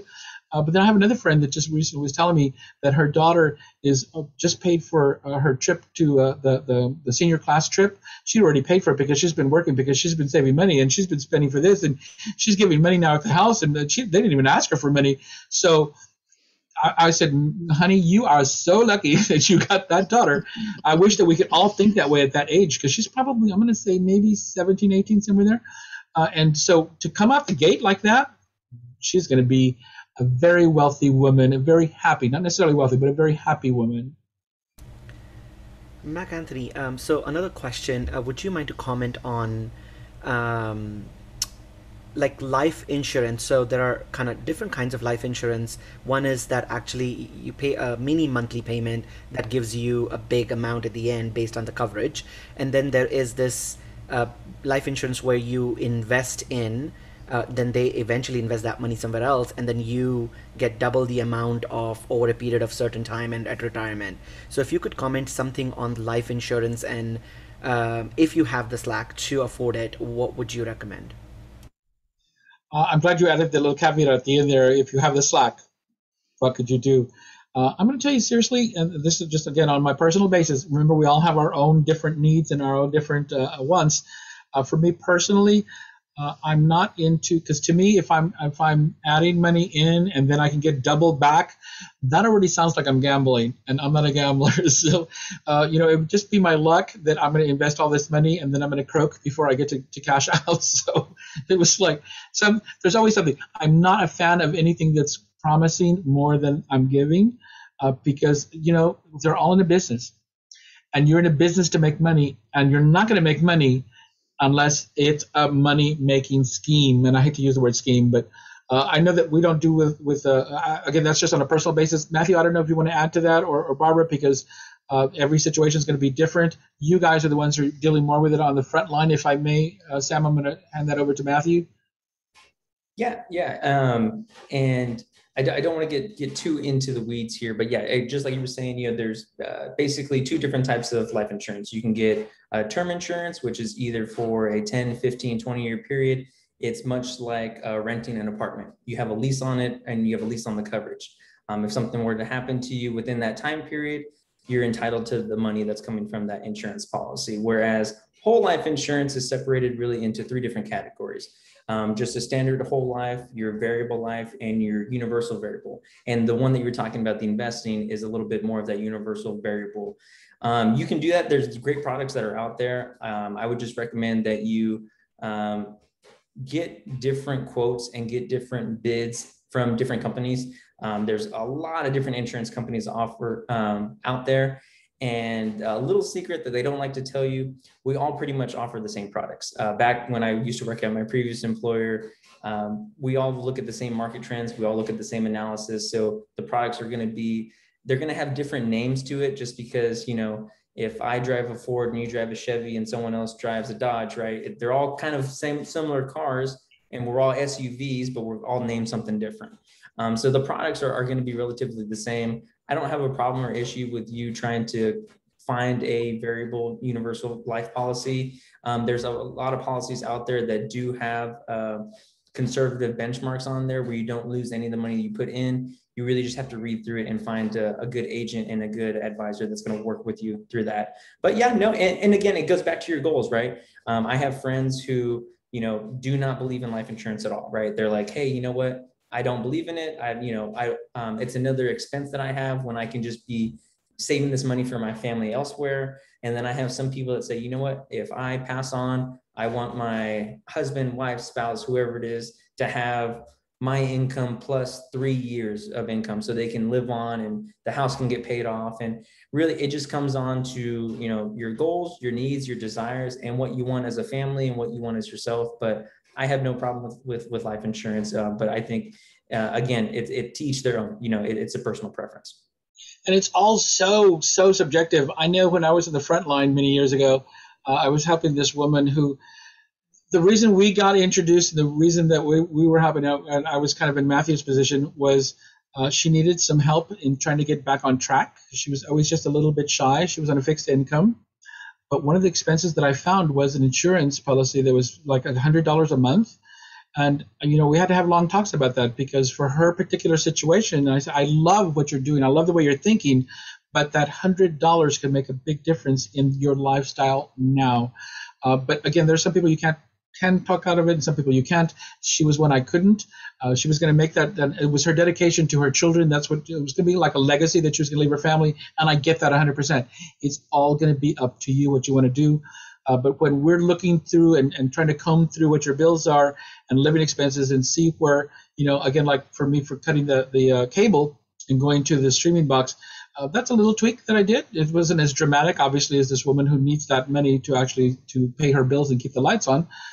But the whole idea is that it can be done, and sometimes it should be done, and sometimes it will be done, but not always. Great questions, Sam. Thank you so much for sharing those. Absolutely. I think this was great. I've been getting text messages throughout the event, and folks have been really enjoying just learning this. And obviously, this is a lot of information, so they're happy that there will be a recording available for them to be able to listen to this and dissect each part and review this again. So It's a lot. I know when we're putting especially this full program together, and I was real careful about my timing. And of course, I would always want to leave more for that credit because that's a heavy, heavy load of information. But we did pretty good on timing, and so we're not, it's like maybe about 29 minutes shy of the 4 o'clock designation or the 3:30 designation we're looking for. Uh, I just recently went to a seminar because I'm always still trying to learn things as well, and it was so money number driven, and I'm not saying that I'm a great speaker, but this was a very dry. I always think about what's that old one they're talking about the kid in the school and they're trying to call his name and it's just real monotone. This was that speaker, and the numbers, and I'm not a numbers person. I know how much I have to spend and I know how much I need to save. But when you start getting into, and this was in particular on investments, and again, investments is another thing that, we do offer. We're not investment specialists, but Credit Human does have an investment program that you can go to, and it's also a free service if you'd like to, and they can set up to meet you at any one of the branches or the financial health centers as well.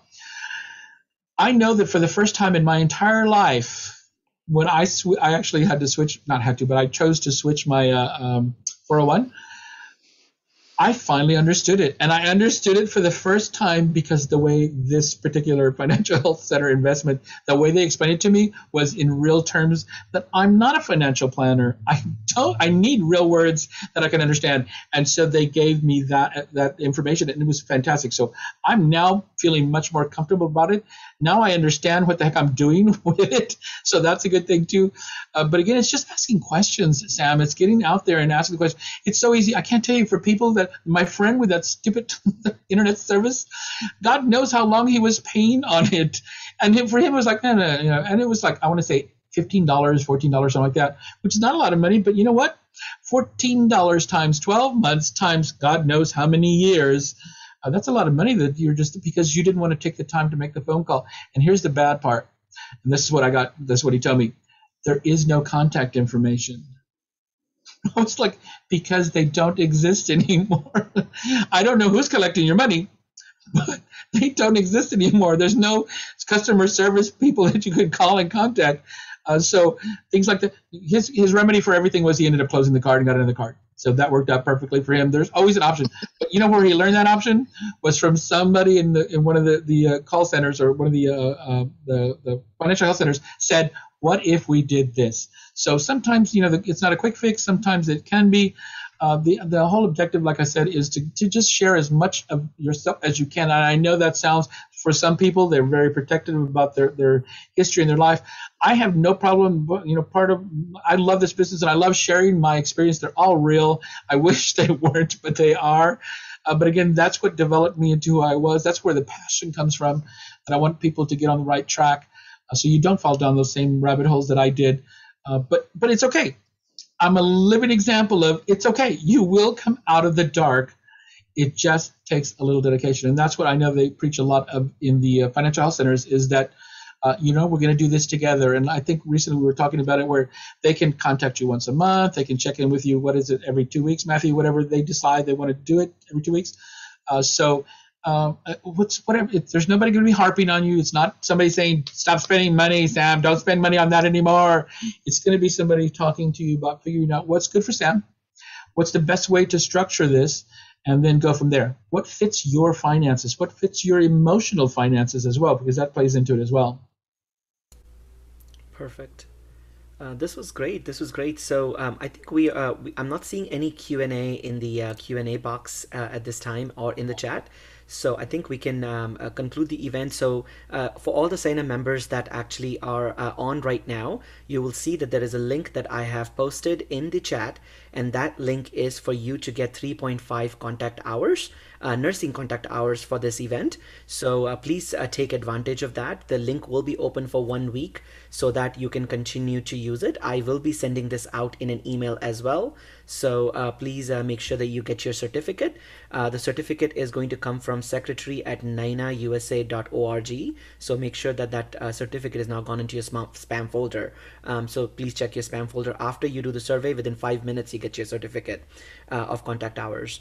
So again, really on behalf of San Antonio Indian Nurse Association, I want to really thank Mac Anthony, Barbara Bridges, Matthew here being with us and sharing your expertise and information. I am a member of Credit Human, and so is my family, and we want to make sure that so yeah, my mom qualified because I became a member, it seems like. So we were able to Love it. take some of the benefits of the Credit Human, and I think we'll share all the email addresses and all the links to our members so that we can officially market the membership at this time, because I know we did the partnership with Credit Human in 2019, but because of COVID, we were not able to share that with our members openly. But we've got fortunately 177 members now, so we'll be able to share that information.